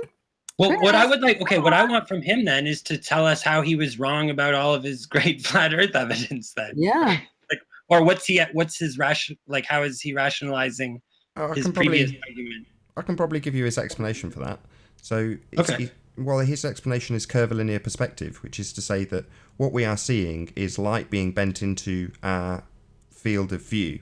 So what we are seeing is in essence a flat plane by the way our vision and light works, but ultimately speaking, it is in fact curved. Wow. Huh. Okay. That's deep. So he's really like, was it this ring laser gyro that ultimately has swayed him? Like, that's the impression I'm getting, or is it just a host of factors among them? Well, obviously Anthony and I were on the same call, so I'm hoping he backs me up if he hasn't disappeared with his dogs. But yeah, I mean, I asked him for his reasons, and one of the things that came up was the horizon. And, you know, I said, well, you know, the horizon does rise to eye level, notwithstanding perspective, which is something that we're starting to discover more and more about. That would be accountable, i.e. there's a slight drop, a couple of degrees, which is accountable with perspective. Same as most globe Earth proofs that claim curvature. It's usually perspective that's going to be at fault, I suspect, although in this instance, and geodesy, and in the case of the begging the question, proof of nothing, perspective hijacking curve calculator, perspective is actually the thing that you're observing. So in that respect, you know, I can't see why he would do what he did next. I'm hesitant because I'm basically outing him for something that I felt he was malicious with, and that is to say that whilst discussing the horizon, he disagreed and said the horizon rising the way it does is only possible on a sphere Earth. And I said, okay, well, show me that in your model, because I just simply don't accept that. So he showed me, and on the first-person view, sure enough, the horizon rose to eye level on his sphere model. And then I pointed out to him that he'd anchored the camera in the same way that the Metabunk curve calculator does. It anchors the camera at the target position. So he was essentially replicating what Metabunk does in terms of their sleight of hand to make you look angled down at a single point. Obviously, you can see an expanse when we look out. We're not, you know, anchoring our point of vision as we tip back on a ball. It's absolute nonsense. But that's essentially what he did to tell me that the horizon does not rise to eye level on a flat Earth, and absolutely does on a sphere Earth. So his demonstration to me was enough for me to say, okay, I pointed it out to him, and he kind of muttered something to me, mutter, and I was like, okay, Chris, you're doing a sleight of hand. That's the end of the conversation. That was the last time I spoke to him. I really would love to talk to him. The only conversation at the moment that's on the table with regards to Chris Monk is, what are your reasons for jumping ship? On what basis have you jumped ship? What is it? And I want to know, because I want to. If it's strong enough for that guy to jump ship, then it has to have an element of truth to it, maybe, possibly, at least potentially capable to be truth. But I mean, I also want to know what the counter argument to it is, because if he's jumped one way, then I don't know what the reasons against it will be, because I don't. It's all based on the experiment of which I'm not privy to, or nobody seems to be privy to. And let's be honest, if there's going to be a fallout from the Antonio camp in the next few days or weeks or whatever about some nonsense that nobody really cares about, let's have this as the headline. So if anybody's out there that's paying attention, let's have this as the headline so that the other fallout doesn't happen. I've no idea what you're experiment? talking about. Yeah, no. I've literally no idea what you're talking about. But in any event, in terms of in terms of Adam, if you're out there, sir, my God, man, I beseech you, take us out. No. I've kept it going for this long intentionally. We're well over the hour mark. But yeah, it's one of those. I see this ring laser gyro thing as complete folly. I've got to be honest. The only thing I saw it useful for was debunking the assertions made by Foucault in the first instance. So in other words, if you can show that a gyro does not do what Foucault claimed to have it do with a much more crude iteration of a gyroscope, then you essentially debunk their claim. But to then go forward and claim it as your own and start doing the same, affirming the consequent fallacy, to me is just wrong in itself. To then let that proceed into a full-blown row, I'm simply not interested. And in terms of Chris Monk, live and let live, man. Good, more power to you. If you're watching this, Chris, good for you, man. Everyone's entitled to their belief. It's no skin off my teeth at all. You know, I don't have a problem with him having a change in heart. I just want to know what the reasons for that change in heart were and how credible are they. I want to see the discussion. I want to see the disagreement. You were there when we were both on that conversation. You and I asked him exactly that, and we got our answers. You stayed in the call longer than I did. I got sufficient answers to see that what he presented to me was in opposition to what he presented in the past. For me, that's enough to think, well, either you're convincing yourself and, you know, you're buying the way they explain it, or, you know, I had no rationale beyond that point to say there's nothing other than a man being disingenuous here. But that was why I ended the call. And it's like, I can't remember who, but somebody along the line said, look, everybody's entitled to change their opinion. It might be the case that you have to flip-flop to put yourself in the other position so that you can affirm what you first thought. You know, in other words, you, in your own way, you play devil's advocate. And I've seen Chris do this. He gets very into his models, and whatever the model is saying, he will say it like that is the world. And we know what models are. They are pseudoscience. They're not the world we live on. But because of the nature of what Chris does, he has to invest entirely in whatever model he's examining.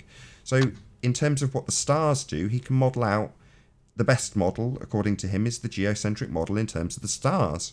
Well, for me, that model is a begging the question fallacy. If you're going to start saying that that is the world, well, sorry, Chris, you've started with a sphere and then you're mapping the stars around it. It's a logical fallacy. But if he wants to take that as the world, it's no different to any other globehead who says, we live on this model. Well, what model? Well, this spinning globe Earth model. It's like, no, I don't. I live on the flat Earth. That's where I live, and everything around me and everything I observe says it's obviously flat. Every journey I've ever done. So in that respect, it's like, well, yeah, but if you want to believe it's a sphere, good for you. You know, if you come and challenge us on our beliefs about it being flat, we'll present what we've got. This is what it looks like. It looks pretty flat to me. That's as much as we've got. Didn't he also talk a lot about plane surveys and things like that, and sort of had a pretty sophisticated understanding of that, and as an argument toward the flat Earth? Maybe. I just want to know. I want to know how he's canceling all of these previous checks that he wrote. That's all why I'd like to talk to him, like how he's rationalizing retractions on all these different, because I mean, you know, he made a lot of different kinds of arguments that most of them were pretty good. I don't have a problem with him jumping ship. No, I don't have a problem. I think I think Chris is an honest guy, and like at a certain point, when we're honest, we don't even decide what we think, really. Like, you know what I'm saying? Like, he probably just really thinks that. So what are you gonna do? string the guy up? No, I'd just be curious to talk to him. Like, I want to just know, like, how has he undone all of the stitching, that was My there? opinion on that is that joining the truth of the flat Earth and stuff, you start losing everything. Your friends, your lovers, everyone starts to, and that's a big toll. Maybe it was that loss that caused the reversal. I don't agree that you start losing everything. If anything, I've gained more sincere people in flat Earth. I mean, yeah, okay, there are people that are not sincere, but the people the circles that I talk with, both on and offline, are the most sincere people I've met in my life, because we realize that something's not quite right, and we're curious as to know what. But with that common denominator between the two of us, I have some of the best, like, I know this is going to sound really geeky, and I don't mean it to, but some of the best people that I've met in my life so far are in flat Earth. In my real world, that everybody's engrossed in what's happening on Coronation Street and all that nonsense, and I'm not interested in any of that. But in flat Earth, everybody's interested in the same topic, and that is not something that I'm losing. That's something I'm gaining. And yeah, but I mean, there are people out there who, like, their marriages are actually on the rocks because of flat Earth. It's probably because they talk actually about out there losing friends. Like, this is actually happening to people out there. It's probably different for everyone. Their perception of what's happening around them, and their everybody's behavior is going to be different. Some people find that subjects like that very stressful, right? And you have to respect that. Like, for some people, they need to, they're not ready to take that kind of dive. And if you continue to force the issue with people who are not ready for it, or who find the idea of having their reality kind of pulled out from underneath them too stressful, you're going to push them away, right? But you kind of got to gauge people on the basis of their own interest. I mean, that's the approach that I take. Like, I think that you can avoid a lot of the conflict around your friends and family and things who may or may not be interested in the subject by just respecting how their own interest level in these questions, right? And that realizing that, they might come to a point in their life where they're ready to question those things. But it's like, and also just remember that you weren't a flat earther your whole life, right? And there might have been other stages that you had to grow through in order to create the conditions that you could accept something like this, right? That you're not even necessarily consciously aware of. So, I mean, I'm just saying, because like I can imagine that it could be difficult in certain like marriages or something, depending on how obsessed people. I mean, I think when you first discover it, you go through a pretty intense period, but it doesn't have to be I mean, I think you just don't demand that people agree with you, and you'll probably be all right. Yeah, I used to talk to my family a lot about flat Earth, and then it was just not, they weren't interested. Yeah. So I kind of just backed off. And then the other day here, my girlfriend's boyfriend, my daughter's girlfriend, not my girlfriend's boyfriend, my daughter's girlfriend. Well, women's friends are their girlfriends, right? My daughter's boyfriend, he started talking to me late at night when everyone was sleeping, when we were sitting talking, and he started asking me about flat Earth. And this is they've been together for 4 years now, so so that was pretty cool. Yeah, I think it's like a lot about how you come at it too. Like, some people, like, they don't want to be they don't want to feel like you're preaching to them, No, because you really you go into that very quickly. Yeah, you can go into it without realizing it, right? Yeah. And where you may not be respecting their ability to take in what you're saying, like at this, you know what I mean? Plus, just basically, people don't want to be told that they've been lied to their entire life. They want to look for the lie. None of us liked when we ran across that, and we were like, "Wait a minute." Well, I think you mean to tell me stuff confirmed? Oh, yes, they were lying. Of course, they were lying. Yeah. Well, they might just for some of us, that's how it goes. But for a lot of them, a lot of people, I think it's like, wait a minute, no, that can't be real. It can't be, because that's why they go to that question. Why would they lie? Why would they lie? instead of actually finding out. Sorry. Huh? Sorry about that. No, instead of finding out the truth of the matter, they go straight to, but why? Why would NASA lie to us? Why would they lie to us? That's not a bad question, but I mean, I think that really maybe underlying that, they're staving off anxieties that they have, right? Like that they know that their mental stability is kind of, deep down they realize their own fragility in certain areas, and there's some it's like this programming it's programmed to protect itself from being deprogrammed, right? Yeah, exactly. That's a good one. I mean, think about it. There are some people right now who still, to this day, in 2018, refuse to believe that 9/11 was anything than what was told to us on television. Yeah. So, though people like that, they're not ready for flat Earth. They can't even have a discussion about the shape of the Earth because that's been established since they were 3. Yeah, well, because it's like their finger is in a dike, right? They don't want to pull their finger out because if they know. If they pull out, if they accept that 9/11 was an inside job, well, that's not going to be the end of it there. This right? is a family show, sir. Oh shit! Oh shit! Oh shit! This is a family show, sir. Sorry, sorry, Did I Miss Waring. I'm sorry. I'm so sorry. Was that me swearing? Can I say it in French? No, he said there was a finger. He said there was a finger in a dike. Oh, that's not a dike. Well, I meant it literally. That's yeah. I didn't even have that dirty thought even pass through my mind. Me neither. John. It took about a minute to sink into me. I just got it. A finger. Oh, okay. Yeah. Pull your fingers out of those dikes. Put your fingers. And just let the 9/11 juice gush out all over the place. Don't mention the Jews, please. Man. Do you mind? Don't mention the Jews. I thought it was because I said. Yeah. Spray that 9/11 all over the room. Oh no.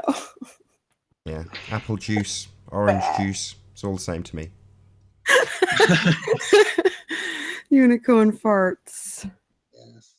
Oh yes, the sweet smell of unicorn farts. You know, They smell just like ether.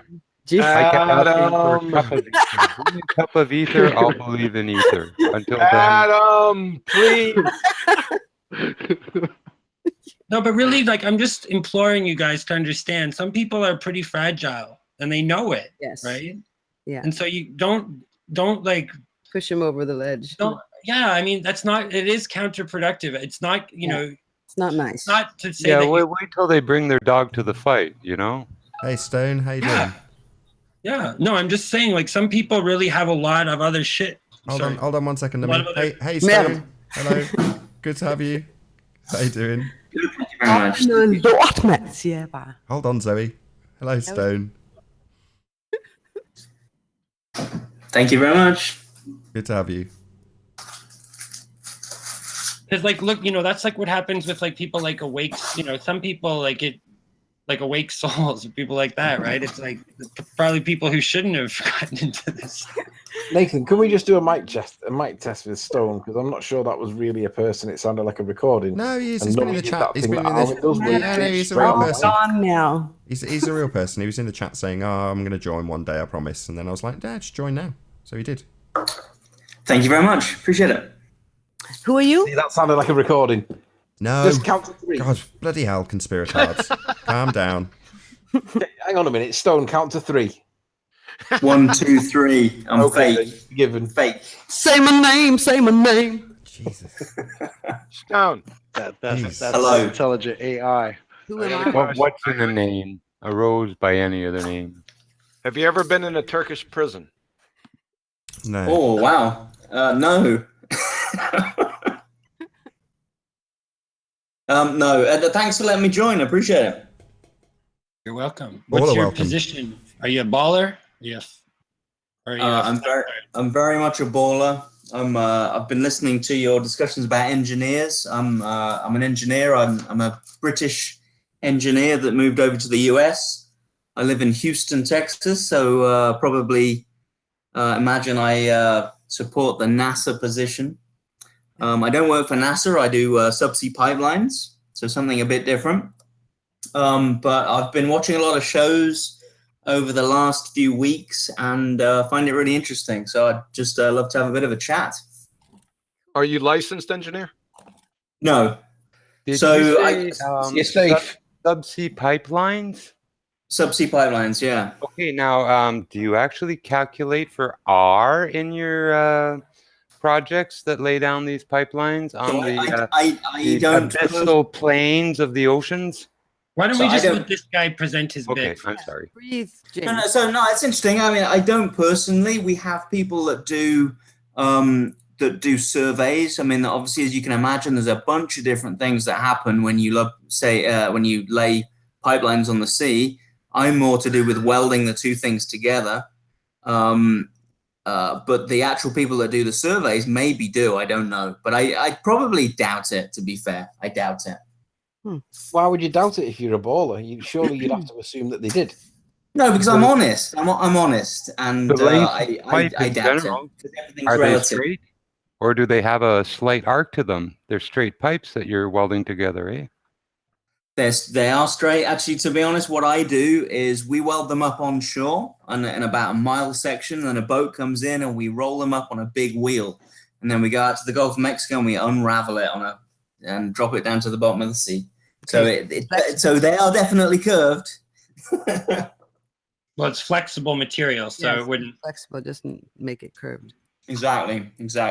So it's not a good determiner of the. Curved. No, but what I would They're say, not rigid pipe. Like railroad tracks at 25 meters per track, the standard measure. None of them have any arc to them, eh?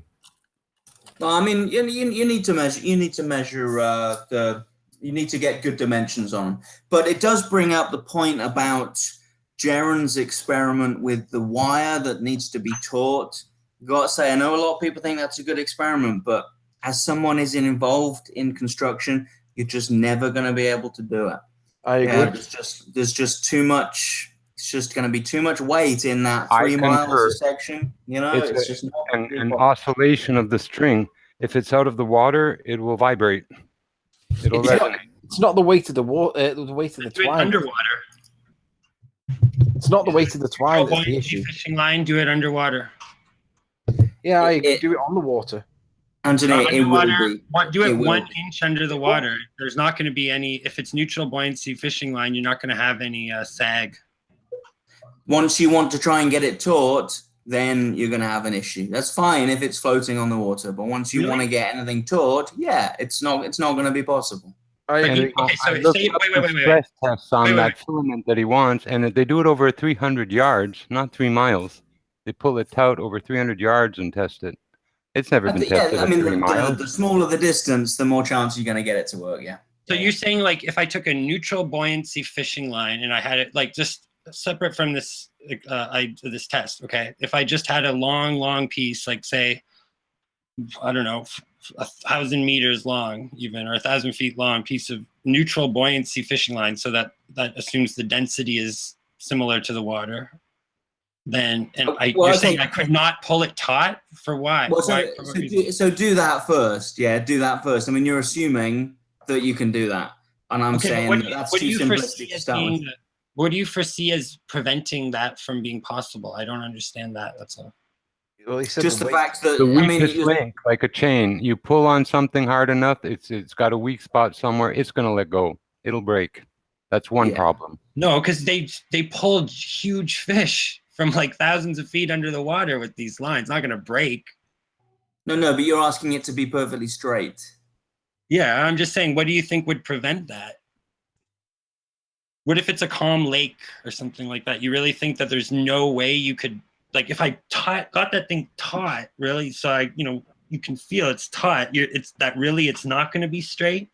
A neutral buoyancy fishing line underneath the water, calm lake water. Well, you're just assuming a neutral buoyancy material is going to be perfect, which is not. I mean, it's a relative thing. Yeah, neutral buoyancy just means it's going to be roughly, outweighing itself.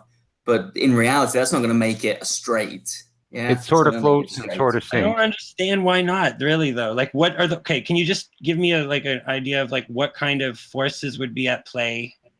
Massive forces. So big that it's not that you're not going to get a winch that's even remotely Okay, but possible which to do that. ones? Which forces that are so big?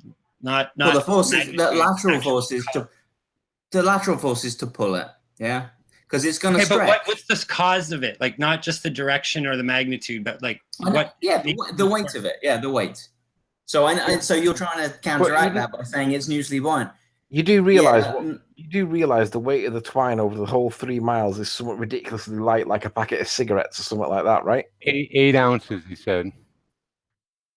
No, well, good luck to you. Distance. It's all I say. Honestly, I say good luck and goodbye to that money. No, I'm perfectly willing to hear you out. I'm just curious to know. I just want a bit more. You're just saying, oh, it won't work. There's too much force. But I'm curious to know. Like, could we define what the problem with the test is? Like in a more detailed. Because way, over a large distance, it will stretch, and that stretch will be manifested in it dropping.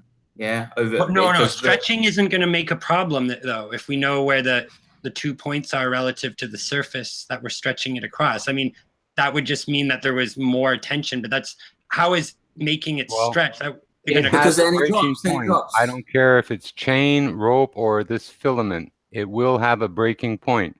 And at 3 miles, tensing it to a point where it's a horizontal line, because it'll want to sag in the middle. And then again, any line will resonate and vibrate with the wind, even a small wind. There's a lot of factors. Yeah, but like I say, though, break. You can pull like marlin. This is like you can pull like 200-pound fish from like 2 or 3 miles under the ocean with this stuff. It's not the force is required to do that. He's right. It'll just snap the line. No, if that was true, how could you catch it fish? Hold on. Look, hold on. He's brought up a legitimate. You've asked him for a legitimate explanation for why it might fail, and he's saying it'll probably snap. Well, fair enough. Objection noted. Hopefully, it won't snap. If it does, you'll be proven right. Any other objections? Any other reasons why you can see this test failing? If it's above the water, oscillation from wind and breeze. I agree. It'll vibrate. Has to. Natural frequencies. I agree. It's the oscillation that's the issue for me, the big issue. Okay, hold on. That needs expanding on. So it may oscillate like a giant guitar string being blown in the wind. But if it's a couple of inches off the water, what's the effect? So what? Who cares? It might snap again. Is that what you're saying? No, I don't think it'll snap. I think what's most likely is it'll oscillate laterally. Look, do you remember when we were at the top of that hill, Nathan, and we had the tape measure stretched down? Yeah, but and it's it an was inch. skipping roping. Yeah, but it's an inch wide. Like that caught the wind. Of course, it's an inch wide. Whereas this twine is, it's less than a millimeter wide. It'll catch the wind. Still catch the wind and create vacuums and vortices on either side of the rope, which will cause it to oscillate or move or displace. No, I'm saying do it underwater.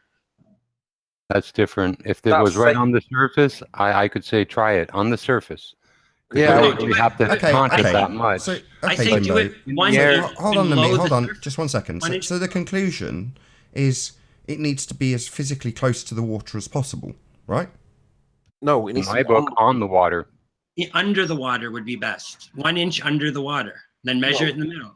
Yeah, but the problem with being under the water is it's buoyant, so you got to force it down. Buoyant, neutrally buoyant. You get neutral buoyant fishing line. It exists. Neutral buoyancy. So it has it's the same density as the water. I just said they should stick it on the water and pull it taut and it'll work. Well, I think you could eliminate more variables by putting it just underneath the surface of a calm lake, right? Like say, even a lake, like I think that I've found that there are lakes in Ontario where they're almost exactly 1 mile across. There's so many that you just have the thing, and they're like, sometimes these lakes are like really, really still. Yeah, I got Lake Audie. It's exactly 3 miles from end to end. It's a long, narrow lake, and it's nestled in the mountains. And every evening, it's like a mirror. It's just like flat, no ripples, nothing. You can see perfect reflections everywhere. There's barely a breeze that hits it. Yeah, you put the line underneath the water, and then you tighten it up, Like I don't think that you're going to bend it significantly with any kind of currents or anything at that point. I mean, well, yeah, I think on or 1 inch under is good, but in the air is ridiculous. Yeah, but I don't like in the air either. I like under. I thought of this Nummy. a long time ago, and I always thought doing it under the water would be the best. Nummy, Just he's thinking of doing it at the canal where he did his laser experiment, and the canal is still, it doesn't have any currents. Yeah. Look, can somebody, if somebody's in touch with him, maybe propose to him that he'd try it, maybe do it the way he was going to do it, but also try doing it under the water? He's considering doing all three. Okay. That's good. Because I think I don't know, by my reckoning anyways, I think underwater would be the best. Yeah, I'd start under, then surface, and then lastly, try it in the air. That's my view on it too. That'd be my order. The distance has got to be pretty far, right, to be able to show something. 1 mile should be sufficient, or half a mile even. 1 mile should show 4 inches, or 8 inches. I'm sorry. Yeah. So in the middle. So we've got a thing called a spool base, yeah, which is in Mobile, Alabama, and it's basically a long set of racks that we lay our pipelines down on before they get out on the boat, and that's a mile long. And me just thinking about, a piece of wire, the length of that is going to be perfectly straight over the entire length. I just can't see that happening. Just really can't. Yeah, it's interesting. I don't see why it wouldn't be if you tightened it. It'll still have a period, like a guitar. You tighten up the string, the frequency changes. That's all that happens. So you can have a nice long string as taut as you want, but it's still a resonant object. It'll want to vibrate. But then you could take many different. You could measure it over time and take an average. I mean, if it's gonna I don't think it's gonna completely destroy the result. So, what if the result shows us that it is as predicted by the globe model, say, right? I don't think that these oscillations are going to maintain it in that static position. Well, no, but I mean, to be honest, so I think what would happen is it would drop, and that would confirm the globe if you want. But I would be the first to say, actually, why would it? I just think that's dropping. So therefore, could I take 1 minute to? You can't say it's dropping. How could you just say it's dropping? I'm just saying, it would drop in the middle due to weight, yeah. No, not if it's from the globe. I don't. Well, so you're negating a lot of complication just by saying neutral buoyancy.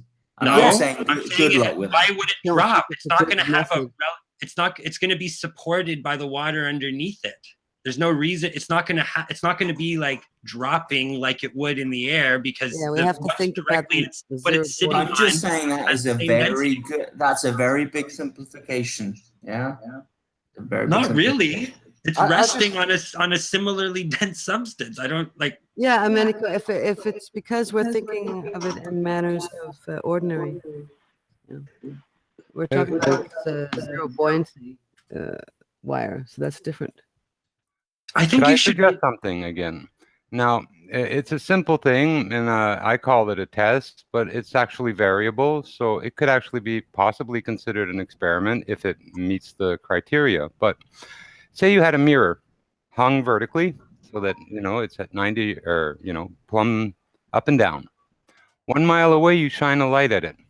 Now, those 2 points where the light is and where the mirror is are leaning away from each other because of the curve. Now, if you shine the light on that mirror, it shouldn't bounce right back at you. It should bounce over your head. It should come back at an angle, because 1 mile away, there's 8 inches of curve. So that mirror is sloped. Its face is not plumb with you. So if you shine a light on it and it comes right back at you, then there's no curve there. Back that mirror up and check it again. I think that's a really good test. The problem with that is everyone's shown over all these discussions that light tends to have issues, yeah.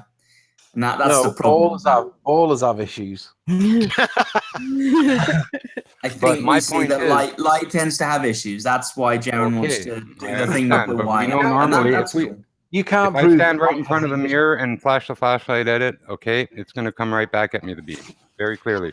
Now look, we can see lights and their reflection over miles. but only if they're coming right back at us. Just like, they use a little mirror to shine at someone on a mountain miles away. Same idea. Look, where I am, I'm 1 mile from a building that is really directly in front of me. When I shine my light on it, I have a light that really shines several miles there. I see all the windows light up in that building. If they were leaning away from me with that, angle, because of the curve, because they're a mile away, they should not be plumb to me. I should not see the reflection from those panes of glass. It's the same thing. In theory, that's a very good test. I agree. Yep. So again, what do you mean in theory? Even at 1 mile, if you're pointing it. Well, let me explain it. A lot of these things in reality have problems that screw them up. Yeah. They don't. Ballers have problems. Now we have the mirror. We have it plumb vertical, 1 mile away from the light. We can move the angle of the mirror now and check what happens with the light. See, if it was angled away and shooting over our head, then when we angle the mirror backwards or away from the light, then it should bring it back down to us. Yeah, true. So I want to address Anthony's point a little bit, because I think that's what kind of gets me on this show, is because so often I hear simplifications of stuff. Yeah, as an engineer, as anybody who works in something that is whatever you work in, you know that once you get into something, it gets very complicated, right? Not really. And yeah, no, it does. Life gets complicated. We see stuff because it's there. Very, very complex. Extreme. Why is it complex? Because we see it. Too complex for you to comprehend. Is that the only issue you have with the show? Don't get me started. No, we've got another 20 minutes. You knock yourself out, mate. I don't mind. Yeah, in fact, let's all go on mute and let's hear these issues, because I'm really interested to know some of the issues.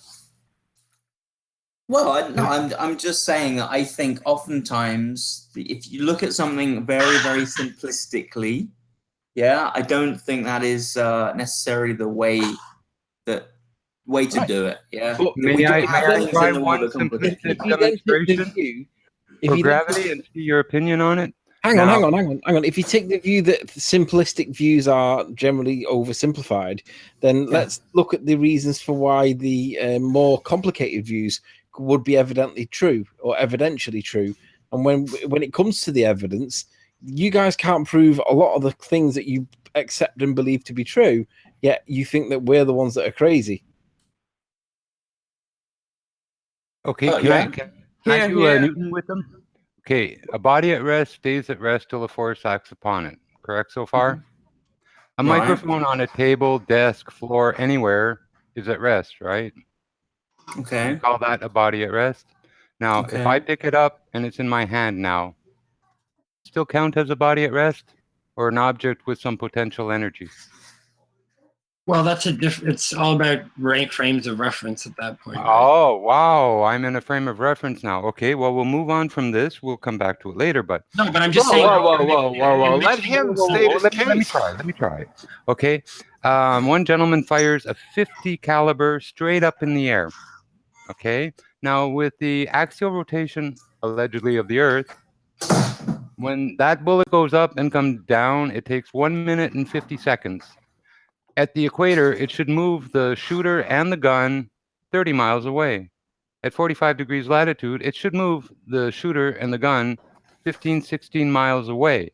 Yet that bullet comes back down literally within 100 yards or close enough to kill him. So where's the Coriolis? Now, the oversimplification of my example of me standing with a microphone in my hand becoming some kind of frame of reference issue and not just a simple potential energy issue, I'm sorry, I can't go beyond that. I don't know how. Well, I know that energy is measuring something else, though. It's like I'm just saying the potential energy thing doesn't have to do with frames of reference, right? It's more of like... Look, I pick up a mic. Is it now not, I'm threatening to drop it. Is it not about frame of reference, but just me holding back its potential energy? If I go to the top of the Empire State Building with a can of soup and hold it over the edge, it's still me holding back the release of that potential energy that I gave it, bringing it up to the top of the roof. I still don't understand where you're coming out with, the importance of a frame of reference or something. Because you asked if it was moving. Hey, wait a two second. totally different Let Stone give his argument. You're correct in what you're saying. All that potential energy, we got it. But Stone was trying to state his case, and you two guys are arguing. I'm just trying to clarify things. I'm not trying to. I'm not talking to you, Nummy. But I thought he was going to state his case, and you guys jumped all over him. Okay, sorry. Well, look, I'm not going to say anything new. Yeah, you guys every day are arguing the stuff like the picture we're showing right now. Yeah, I don't see how that isn't just ultimate proof of curvature of Earth. I can't see the bottom of those turbines. They don't appear to be much smaller as per perspective. There you go, game, set, and match. That's all I need, right? How about the microphone in the hand? Hold on, just one second. Just 1 second. So, do you know what's in the background?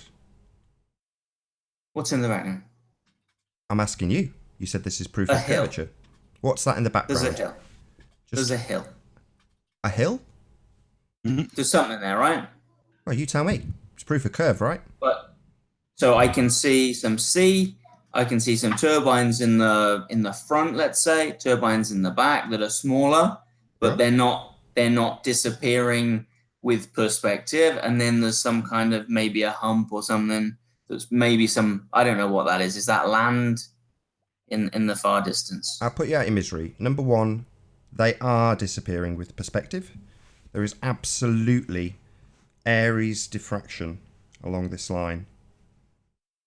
Would they not be so much smaller to the point where if they were on the horizon, they would just be getting smaller and smaller until you can't see them anymore? No, there's an angular size reduction based on their distance and a narrowing of the angle towards them, which means that you will lose them from the bottom up in the area called Aries diffraction. But then should be able to see a line behind that further disappearing. Oh, well, you should. If it was, I'll just address that too. The thing that you didn't know in the background is the Isle of Man. At about 50 miles distance, shouldn't be there. It should be long gone behind a curved Earth that you presuppose with no proof of a radius. But there it sits. Not only that, we can see the transmission tower on the top of it. So we absolutely know what it is. Yeah? So why can't we see a line of the floor going all the way from the beginning of the picture to all the way to that land? Why can't we see that? He just told you. Aries diffraction and a narrowing of the angle to the bottom of things. So in the same respect that we are losing these wind turbines from the bottom up because of a narrowing of the viewing angle, we also miss the bottom of the mountain in the background.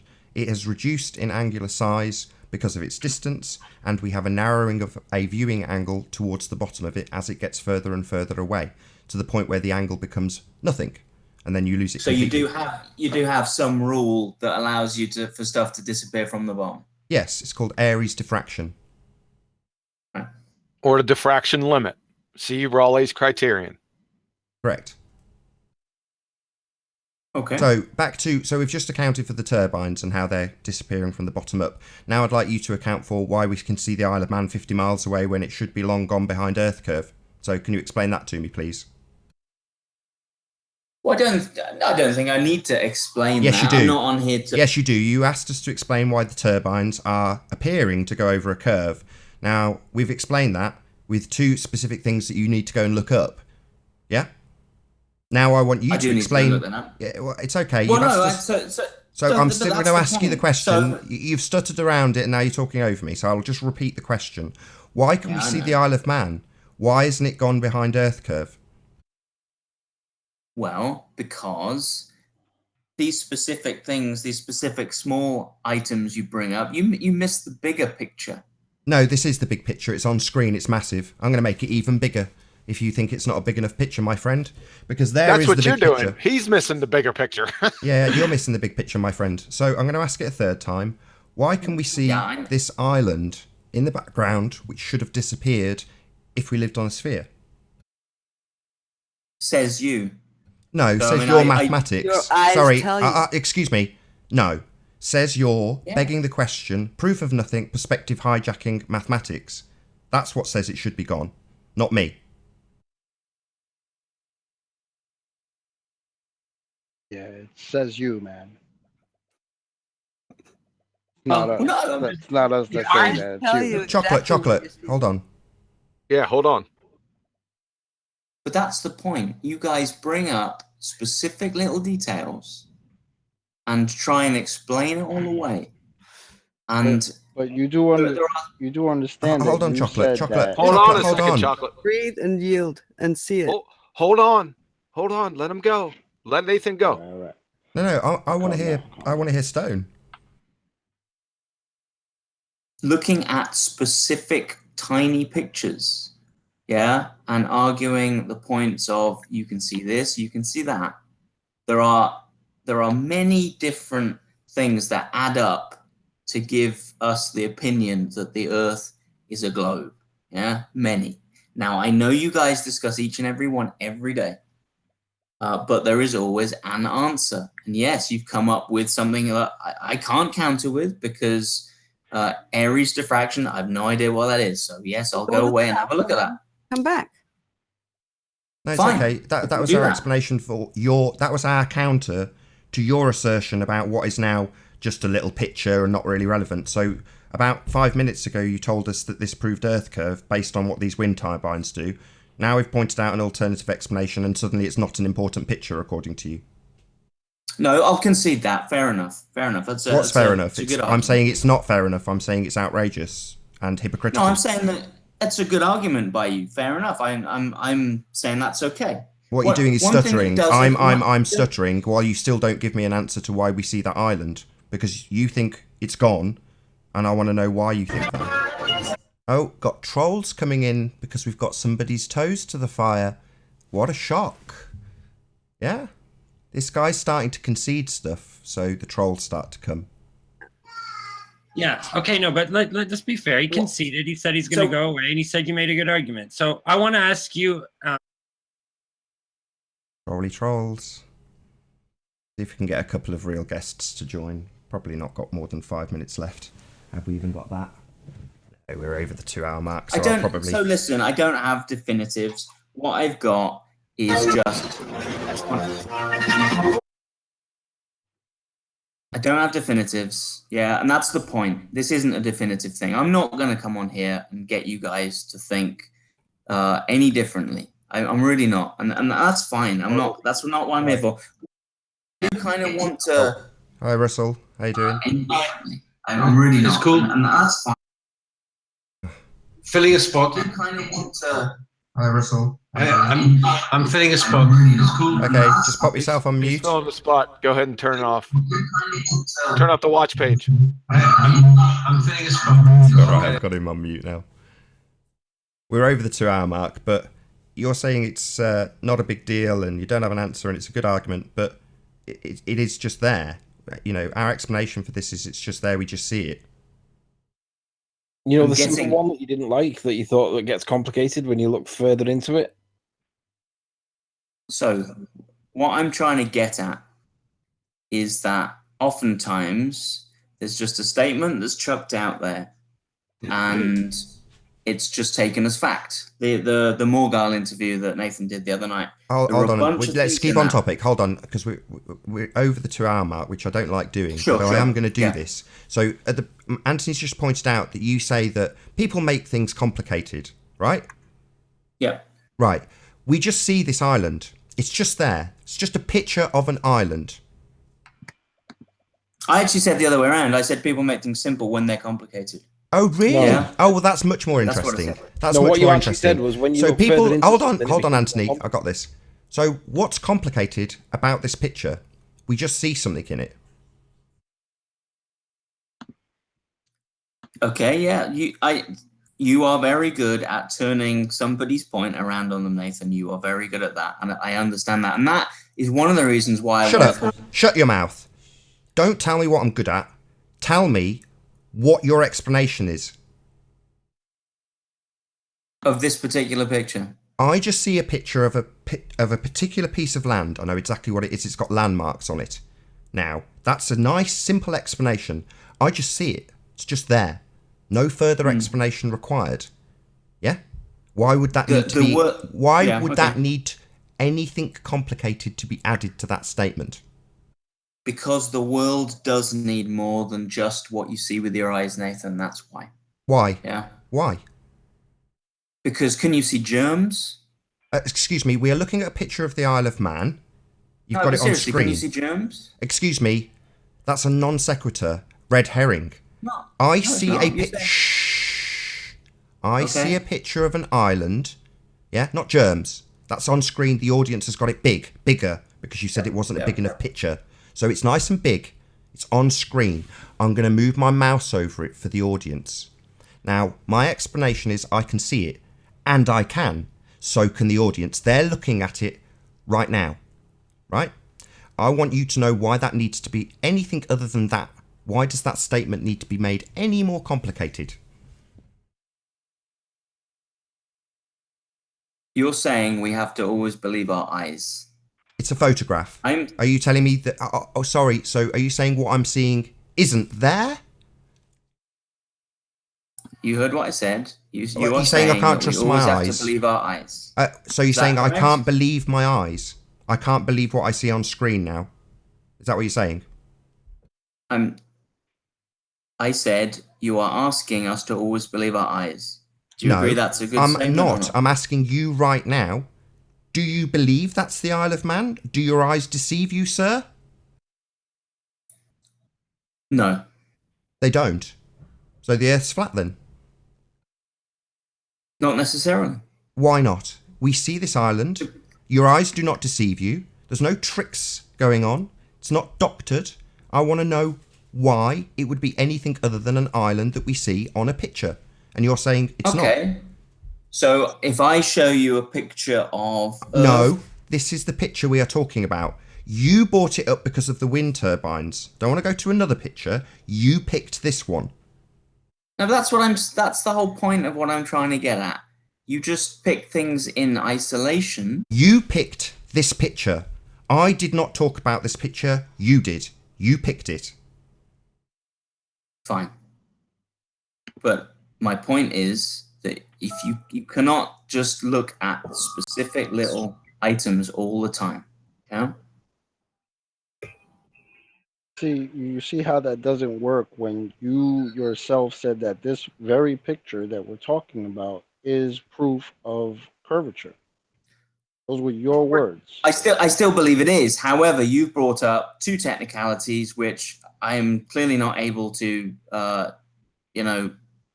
talk about because you are far more well read on this subject. So fine, fair enough. Okay, you win on this picture. Okay. But all we're going to ever argue is details, right? I mean, we're going to have to look at the details to sort out the problem at some point. So you're just like, it's just details. Really, it's a globe. But what are you're going to have to do the same thing to support your idea as well. It's not any different. It's not a different problem for you, right? If you're going to argue it, it's going to be the same thing that you're doing. We're going to look at the details, try to explain them, and then make, totally agree. Totally agree. Because the problem happened when you assume that the disappearance of the bottom of the turbine was the proof of the curvature. And then when Nathan asked you, so then why do we see this land in the back that's 50 miles away? Like, why do we see that if the bottoms of these turbines, which are right here, are disappearing because of the curvature? Why do we see that land? And that's where the problem came in. You don't have an explanation for that. My problem, and okay, our explanation is because it's right there. Yes, but so there's two things there. One is the lack of me being able to answer that question right now doesn't necessarily mean what you said is true.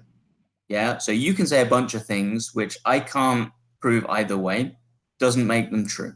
So that you've said two things there which I can't prove because I don't know enough about this picture.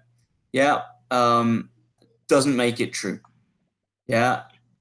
But that's not the where the whole thing begins and ends, right? There's a lot more evidence under consideration. That's what I'm saying. And you guys want to look at the evidence all in isolation, but if you look at we're only talking about this picture because I know that's what I'm saying. Yes, in pointed isolation. this picture out. No, we don't want to look at it. How you have to look at one of many examples. Yeah, you have to look at each detail as what it is. I mean, we're not. We don't draw these conclusions based on one picture. If that's what you're implying, like it's that would not be silly. But I think that, like I say, this complaint that you have about this argument is it's just the same on your end, right? Like you're gonna if you're gonna prove your model or prove your idea, you're gonna have to just go through the same thing of the accumulation of evidence, and then when you're looking at one piece of the evidence, we can be like, well, you're just looking at one piece of evidence. Why are you focusing on that? You can't focus on all the evidence simultaneously. You have to do it one at a time. That's just how it, unfortunately. Hey, Nami, make sure he skips the details, okay? No, but if you look at it all in all in collectively, it all does make the better case for a globe. It does. Says you. Well, obviously we differ on that, right? But it's like, I'm just saying that your complaint. No, I'm just saying. Oh, that's an argument to popularity. You got to get detailed with us. Each claim, right? So you have to scientifically validate it. So please. Proceed. I'm just curious to know, like, what really keeps you, like, what makes you so confident that it's a globe? I'm really, like, how, if you had to prove this in a court where the judge really didn't know, I guess my bigger thing, the reason that drives me to come on the show, that kind of frustrates me, is that you guys, and I don't think it's in a nefarious way, you guys seem to presuppose that you know better than everybody else on these subjects. And I'm the first to admit, I admitted it here, that you bring up two things, I'm like, fair enough, I don't know. But you guys know about everything. Absolutely everything. And I just wonder how you know that. That's just a generalized, baseless assertion. Listen, most of us have done our homework. We're not going to apologize for that. Now, get to your evidence. Well, no, that's just another one of these things where you don't think the Globers think they know as well. Yeah, we have a difference of, we're arguing an opposite and different point. Right? No, but it's different. It's different because when you're bringing up a point, you don't have the subject expert you're debating with. You're not debating that because frankly, they don't want to waste their time. For instance, don't want to waste their time. Okay, so our problem is we don't listen to the authorities. That's what you're saying. That's for what instance, I heard. Let's get specific. For instance. For instance, what? Oh, that's right. I forgot you don't want to deal with details. Okay, sorry. Well, and name any of them. I mean, I don't know. Yeah, there's been a bunch of them over the last few days. Is that how long have you been here? Just a few days? We have to treat these arguments one at a time. So if you have something that you feel you can prove or disprove with regards to specific things that have been covered, then yeah, bring it on, man. Mm-hmm. But don't make these generalized arguments. Oh, you guys just don't listen to subject matter theories. Yeah, we don't. That's obvious. We know that. And why not? Why not?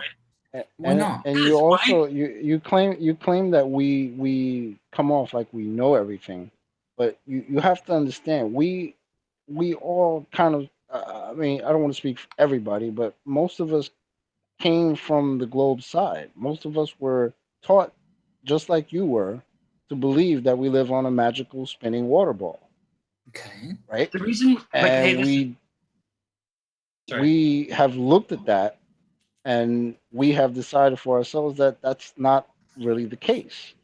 It's not like we know everything. We just are more open to what's actually going on in reality as opposed to just believing what we just read in our textbooks. But, the experts are making the same. The experts are falling into the trap of just making baseless assumptions from the start as well, and we can see that, right? And also, your argument. The reason that we don't just take subject matter experts' word for it is because that's fallacious reasoning. That's why it's not a good way to reason things. Oh, some guy with the white coat said. That's not an argument. That's why we don't accept it. Because if that's your argument, well, you should just accept subject matter expert's opinion or what they conclude, well, that's fallacious reasoning. That's why we don't accept it. Yeah. It's religion. Because It's the just guys silly. in the white coats are the guys telling us that water conforms to the outside shape of a ball. Yeah, they're That's priests spinning and flying through space. See, we're Now, I'm all sorry, from but I don't Missouri. believe that. We're all from Missouri. You got to show us.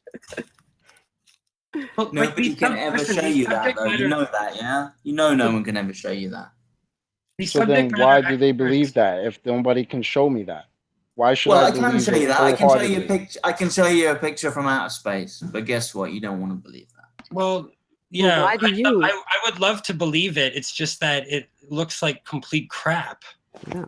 And it could be fake. So Outer it's not Just so you know, I Wait, used to believe those pictures. Hold on a second. He said outer space, right?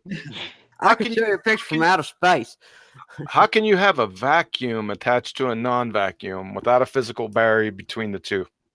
So here's a prime example. You guys think that you are able start to all your arguments with you guys. Sorry. Yes, us Missourians. Go ahead.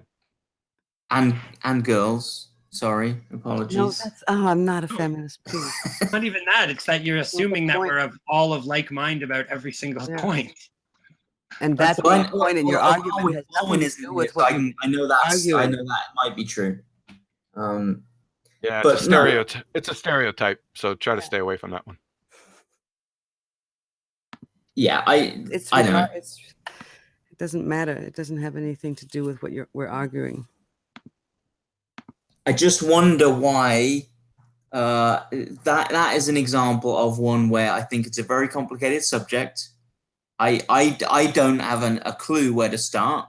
Yeah, and I've got a good amount of secondary education. I don't know why you don't seek out somebody who could tell you that and have a decent argument. Why? I already know the laws of entropy. Why do I need to do that? Dude, this is an open panel discussion. We're seeking out whoever wants to come argue it. We're willing I'm saying I'm just a little bit dubious you've got all the answers. I'm a little bit dubious you've got all of the information to make the answers. Don't be generalized. Come on, get specific. This is just another generalized, baseless assertion. Get specific. What about your vacuum of space? The laws of entropy, you don't need to be a rocket scientist to figure these out, right? Where do you get a vacuum attached to a non-vacuum without a barrier separating them? It's easy. The Earth in space, yeah. That's the point. A lot of these, you want to have an experiment that's a miniature version of it. And you're not going to. We just want evidence. We just want evidence. Evidence. There is evidence. There's pictures of it from outer space. I mean, Okay. Wait a second, Nami, wait a second. Listen, you said you live in Houston, right? I do. You know Home Depots or Lowe's? You know the home improvement stores? Correct. What you need to do, right? You need to walk into one of those stores and you gather all the staff around you, right? And what I want you to ask them, I want you to ask them for compressed air on one condition, that they don't provide you no container with it. Okay. Now, after they're done laughing and security takes you away, you come back and tell us your answer. Thanks. And the picture of outer space, show me in the picture of outer space where we see the vacuum exactly, or the barrier, the borderline between the vacuum and the non-vacuum. Because you said you can see it in the picture of space, the vacuum. But why do you think it has to simplify to that specific example? Well, that's part of the model. But also, obviously, many of these pictures are not even claimed to be. They're all claimed to be photoshopped, spliced together out of data. They're not photographs. Well, there's a bunch. There's Don't worry about the photographs. Don't worry about the photographs. We started talking about a vacuum attached to a non-vacuum just to disprove his fairy tale medium and end it there. It takes everything out. I agree, but he just brought up a photograph of the Earth from space as somehow explaining the vacuum next to the atmosphere, which doesn't really make any sense, because we would like an explanation of how that is mechanically possible, right? Apart from the photograph. Well, because because I know where this leads. It leads into me saying it's gravity, and then it's you saying, "Well, I No don't one's trying believe to in trick you. gravity." But No is one's trying to. that No. what you really believe Do you though? think Yes, Do you yes, it believe that is. it's Yes, gravity? it is. Wait, Yes, I do. let's stick Yes, I with do. the entropy. Let's stick with the laws of entropy. The vacuum against a non-vacuum, or pressurized gas pressure without a container, right? You need to go to Lowe's or to Home Depot, and I want you to do that. Why do Okay? you think it's the same thing? Why do you think that example can cover something on the scale of the Earth that is vast out in space? Why do you think that covers Scale the same? doesn't have anything to do with it. Why not? I'm saying it does. Why do you think it If you're doesn't? dealing with laws, it doesn't, right? It's just saying that is not, in principle, that doesn't work. Regardless of scale, it doesn't matter if it's.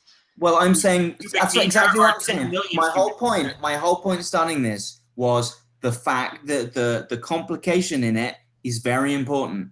And It makes it worse for you. The scale makes it worse for you.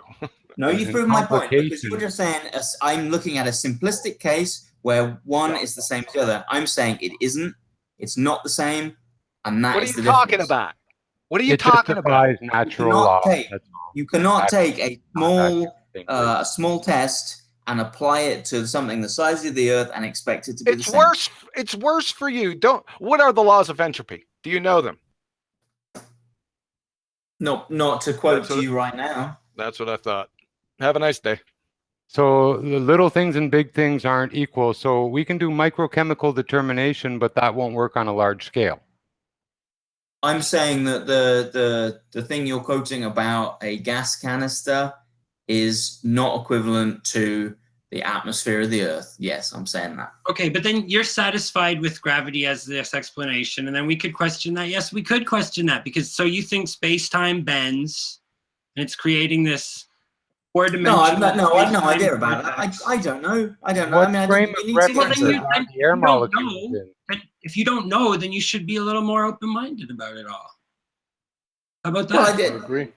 Well, I mean, you're saying what's the cause of gravity? I mean, that's. I don't think you need to get into what's the cause of gravity to know that it's doing something. But it's still What? interesting. But it's only doing something because somebody's Are you hearing yourself? Are you hearing yourself, sir? Do I need to know what the cause of gravity is for it to actually to know what it does? That's what you're asking. I would say that when you were talking about it breaking the other laws of physics, then particularly yes, in that case. I'm not saying it's breaking any laws of physics. I'm not saying that at all. I'm just saying that you're applying a very simplistic case, saying that the Earth can be modeled by a gas canister. I'm saying I think that's probably a bit simplistic. Yeah. No. He's saying how but can you're there be a saying that vacuum attached to a gravity. pressurized system? He's saying how can there be? He's not talking about scale. He's saying how can we have a vacuum attached to a pressurized system? It's a valid question. You're saying gravity is the cause of that, and that's not supposed to be complicated? And then you're saying you don't know how gravity works, but there's a theory in place that is accepted by, that's accepted by conventional physics, but then you're disowning what that explanation is. It doesn't matter what the explanation of gravity is. Yes, it does. Why? You have to be able to define it. Because if you're going to make a rational argument and you're going to claim a cause, you can't just be like, well, it doesn't matter what the cause is. It's just there. So therefore, you have to and there is a model. There is an explanation that's given. It's just really, really, really silly. I get the sense that you already understand that part. So you defer to the silly talk. As soon as he invokes gravity, he's already invoking a cause, whether he likes it or not. It's either space-time curving or mass attracting mass. Pick one.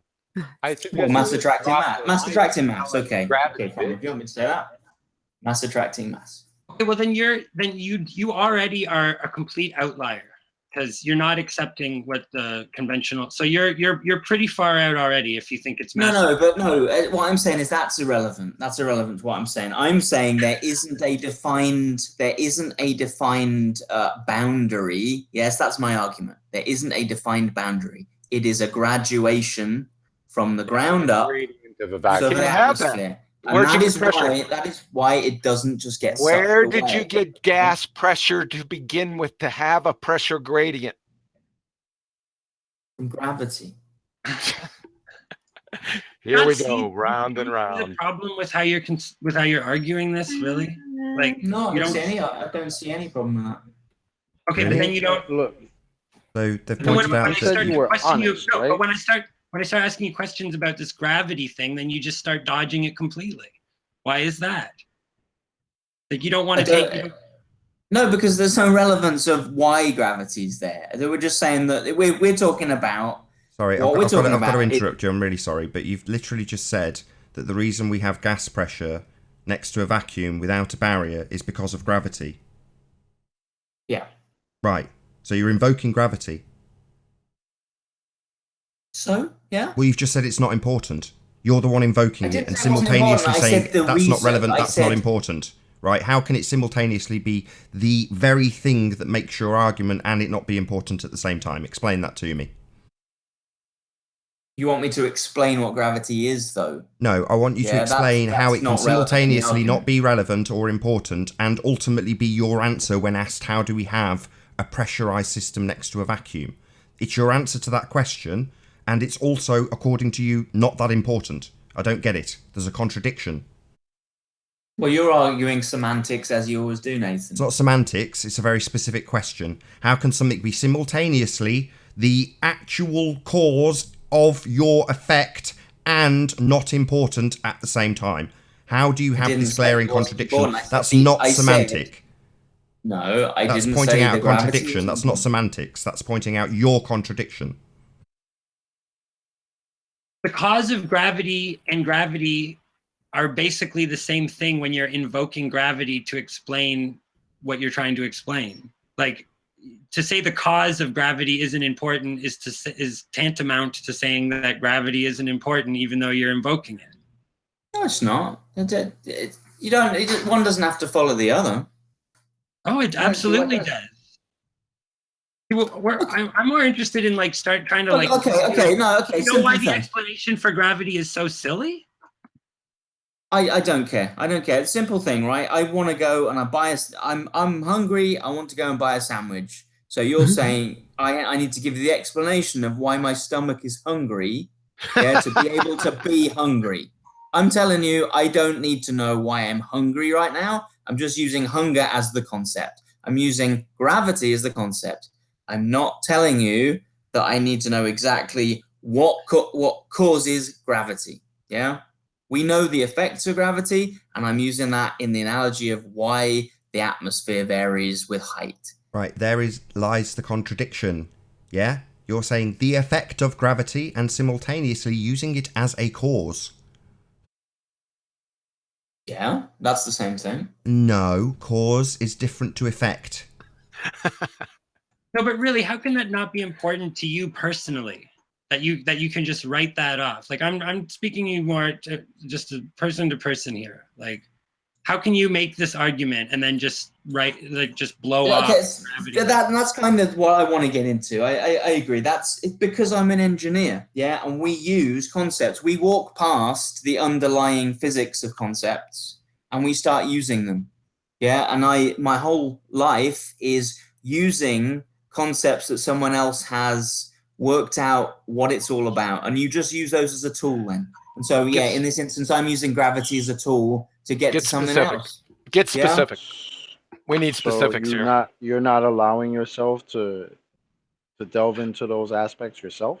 Like, you're just going to. I'm saying there's an expert that knows that. There's no point in me trying to pretend I'm an expert. Yeah. And so I'll try and use that as a concept and move on from it to say something else. So pink unicorn farts, in other words. I'm sorry? So pink unicorn farts is exactly what you're trying to put forward here. Because you don't know what it is. So you're not the guy. What if you came across one of those, something that just didn't make sense to you? Would you just accept it? Like, oh, somebody already figured it out, so I'm just going to go with it. Or would you question it? Because that's what we're doing. We're questioning I think you've got to have a limited amount of thinking that you know better to question something. Yeah. Fair enough. Why? Yeah, we know the laws of entropy. Hold on, I want to hear his answer. Hold on. Okay, I want to hear his answer. Good. But do you really? Do you know it inside out to the point where you could always get the right answer on everything that in this world, and you could just work it all out and always know the right answer. Here we go again. No, That's not what I we're want saying. you. We're You saying were we asked can a question. we're Sorry. seeing contradiction. Yeah. We're seeing But that seems to contradictions, be a big internal issue for you. in the explanation. We're finding contradictions within the explanation and contradictions between the explanation and the evidence that we can measure and perceive ourselves. So Well, I'm just saying, I think it's more. No, we're not claiming to explain everything. We're just claiming that we see exploring. problems with someone else's explanation.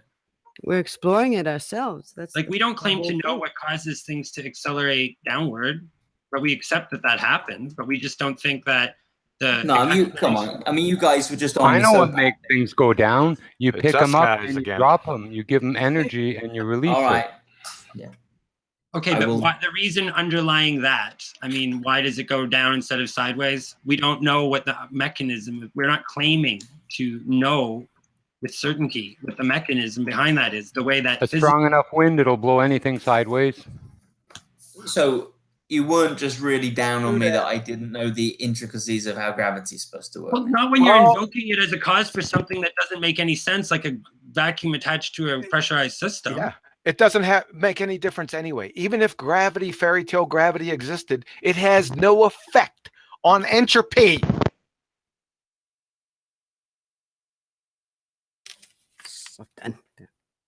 See, we're pointing out contradictions, right? We're saying that they're saying this one thing, and then it contradicts this other thing they're also saying. So that can't work, right? Yeah, but I would say that if people have done, there are people who are experts in the field that have done a bunch of work, and they don't think there is that contradiction.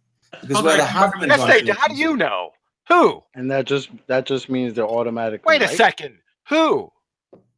Bunchen. Come on.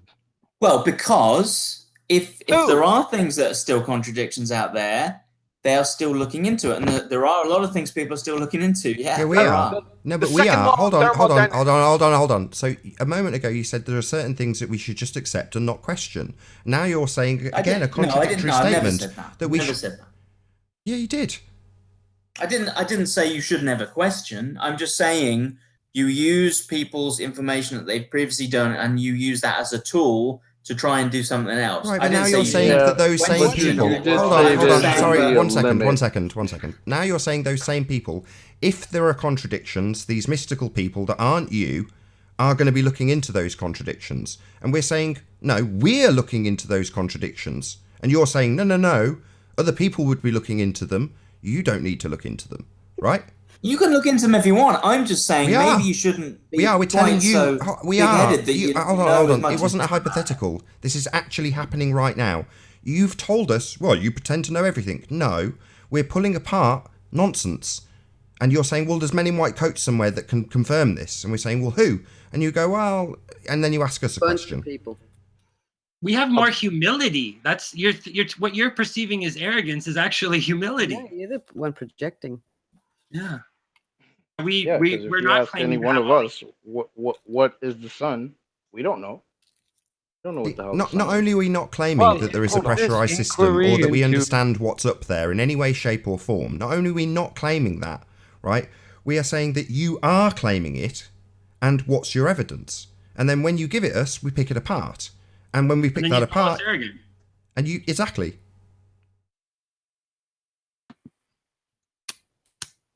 So we're arrogant to question the authorities. Like that's such a come on, man. It's just a really weak. It's really uninteresting. Imagine you're in a movie and you had the part of the guy who said that. This is that movie. It's like being an adult and asking to go to the bathroom. Yeah, that's ridiculous. Is it okay if I think a little just over here instead of, going on the straight and narrow? Is if they're lying to us all the time, I just want to look over here just for a second. What's a bathroom? We need an expert to tell us. The problem with your kind of thinking is that if they're lying to you, you're never going to figure it out because you don't believe in asking questions to authority. Right? You're just you're caught in the headlights of authority think. Right? You're never going to know enough to answer that question, I'm afraid. We know enough to refute you. It's not no to review everybody else. Not a competition. Oh yeah, bring everyone else in. Hold on. We're missing the point. Hold on, Stone. Sorry, I've got to get this in. You're missing the point, right? We've asserted nothing, right? But we are saying that the powers that should not be, the authorities in charge, say there is a pressurized system next to a vacuum. Yeah. Mm-hmm. So we are repeating what someone else asserts to you and us, and we're saying it doesn't work for this, and this reason. Yeah, that's not arrogance. It's just pointing out holes in a story. That's fine. That's fine. But then you call them idiots and the fact they've got it wrong. So maybe you're just missing one of the little bits. Yeah. Really? Like well, tell us. Because this is the point normally where someone makes an accusation like that we would say, okay, this isn't our claim. It's your claim. So you've got to back it up with evidence. Yeah, really what you're just doing is whining about the context of the conversation, right? Rather than just have the argument. If we're arrogant, fine. Doesn't mean you can still argue with us. I mean, you can have all these perceptions about our motives and our psychology, but it really doesn't have any bearing on the subject at hand. If you can prove your assertion, you can prove your assertion, whether we're however arrogant we are or are not. Yeah. Right. So why argue about that? It just comes down. You're just whining. Hello. Hello. Hello. Good night. Good night. Yeah. All you're doing is asserting your belief, basically, Stone. You're saying, I believe this is what causes that, and I'm happy to accept it. And when we point out the flaws in it, you're saying, well, maybe there's a bit you don't understand. Wouldn't you say that that's arrogant? Yeah. Well, I'll just respond and say maybe there's a bit you don't understand. Yeah, well, it's not my assertion to understand. It's not my assertion. It's yours. So shouldn't you understand your assertion? Why is it that we understand things like entropy and you don't? When it's your assertion about your globe model that you think you live on and are here to tell us all about how we're wrong when we debunk it. Well, as I say, there's a bunch of different things that you can look at, and going from actual photographic evidence in front of your eyes all the way down to movement of the sun, a bunch of different things. Now, Back to pictures. We're not talking about that. We're talking about a vacuum against a pressurized system without a physical barrier separating them. Stay on top. Yeah, good luck with that one. So, I mean, what's so funny? Because things on that scale, you're not going to find. Yeah, here we go again.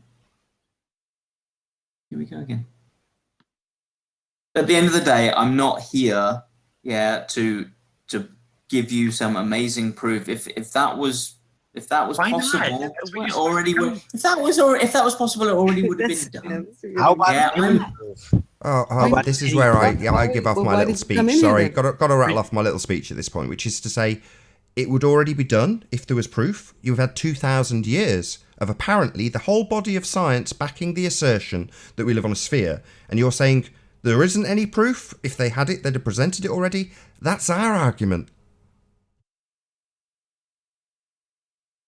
I'm saying that. I'm saying that to find some one set statement that could prevent you from having a comeback doesn't exist, because the world's full of complication. If there was a proof, and enough complication that you're never going to accept any of the arguments. How do you know that? How do you know what I'm going to accept or not accept? What do you got? Special evil mind powers or something? Hold on a second. Just talk over me then. Can you hear me talking? Why do you talk over me? That pisses me off. Give it a break. Let's try and all keep our cool. Come on. I mean, I'm talking to this guy, and he starts to over-talking me. Don't be drama queen. Just finish what you're saying. Don't antagonize each other, for God's sake. Come on. Talk to me like that. Infighting. I'm done. Adam! Adam's not going to say this Sometimes is we a full overtalk panel. each other because we can't see each other. Okay, so just I think we should all put our cameras on, each and every one of us. Let me insert something here. I think Nico basically arguing that it's just too big. It's just too big, so he can't prove that there is a vacuum next to a pressurized system. But yeah, you know what? You can actually overcome that obstacle by extremifying the forces. For example, if you make a very extreme centrifugal setup, then you can basically scale down the distances by applying extreme forces. So if you, in an centrifugal setup, you could basically create a vacuum next to a pressurized system, then you could prove your case. That's not going to work out now, is it? Well, it's like the worst example ever too, because if there's anything that was ever scalable, it's a pressurized system of gas. It's like the most scalable thing ever, really. Exactly. It gets worse for him. I think what he's saying is that it's too complicated for us. We should just resign to the authorities and let them tell us how. Yes, you are. No, I'm not. No, I'm not saying that. I'm just saying that it's too big. Then just scale it down by extremifying the forces, and you will be able to prove your case. It's not going to happen, because if you try to, then you'll be proven to be incorrect. But like, okay, why don't you explain about why you think it isn't scalable? Because you're just like, oh, it's not scalable, but you need to back that up too. Like, what? Okay, at what scale would it be scalable? Like, when does it become unscalable? At what scale? I am not an expert on that. Yeah, I'm not an expert. I'm the first to admit that. Now, but what I would say is the one about water adhering to a globe. I mean, there's one I can conceptually argue a bit better. Yeah, that clearly isn't scalable, and it's a similar thing. I mean, you are never going to see an experiment that is going to demonstrate that. Yeah, so you're not going to see it. So. Because it requires the enormity of the Earth's mass to be able to do that. Yeah. Or it's simply not possible. Why can't you basically scale it down by extremifying the forces? It should be simple. Because the gravitational forces wouldn't do that. Uh-oh, gravity? Which gravity? Well, the gravitational pull, so-called, is a force, right? So if you just extremify the force, then you can scale down the setup and see if it does work in a much smaller scale. Yeah, but that's what I've been saying. I doubt you could do that, because you get units that cannot be smaller than they are, right? So a unit of water, whatever it is, the unit becomes so small that eventually it's no longer what it is anymore. What does that even mean? You're talking out your ass. That doesn't mean anything. So if you're going to apply forces like in a centrifuge, you will be able to press that water to the side of the centrifuge. Just like on the Earth, as supposedly gravitational pull is pulling it to the center. Elbow. And you can extremify that, and it's still going to push to the sides, and the air, all the gases are going to divide from light to heavy in the same manner as density and buoyancy does when forces are applied. So at what point does the vacuum actually start to set in at the center with extreme because forces? you do have to realize that what you're saying to us right now is the quintessential issue, because every time we bring this up, the great scale negator pops up and you say scale, but you have no verifiable experiment or evidence. All you have is a metaphysical thought exercise. And with that, I'm going to say first and foremost a huge, massive, enormous thank you to all of the debating panel for making this debate possible, and of course a massive thank you to all of the audience for tuning in and hopefully sharing this debate. If you hated the show, you know exactly what to do, but if you like the show, maybe consider sharing it with a friend or subscribing if you have not done so already. I've been Nathan Oakley, and I'll see you all in the next video. Oh, what a day! What a lovely day!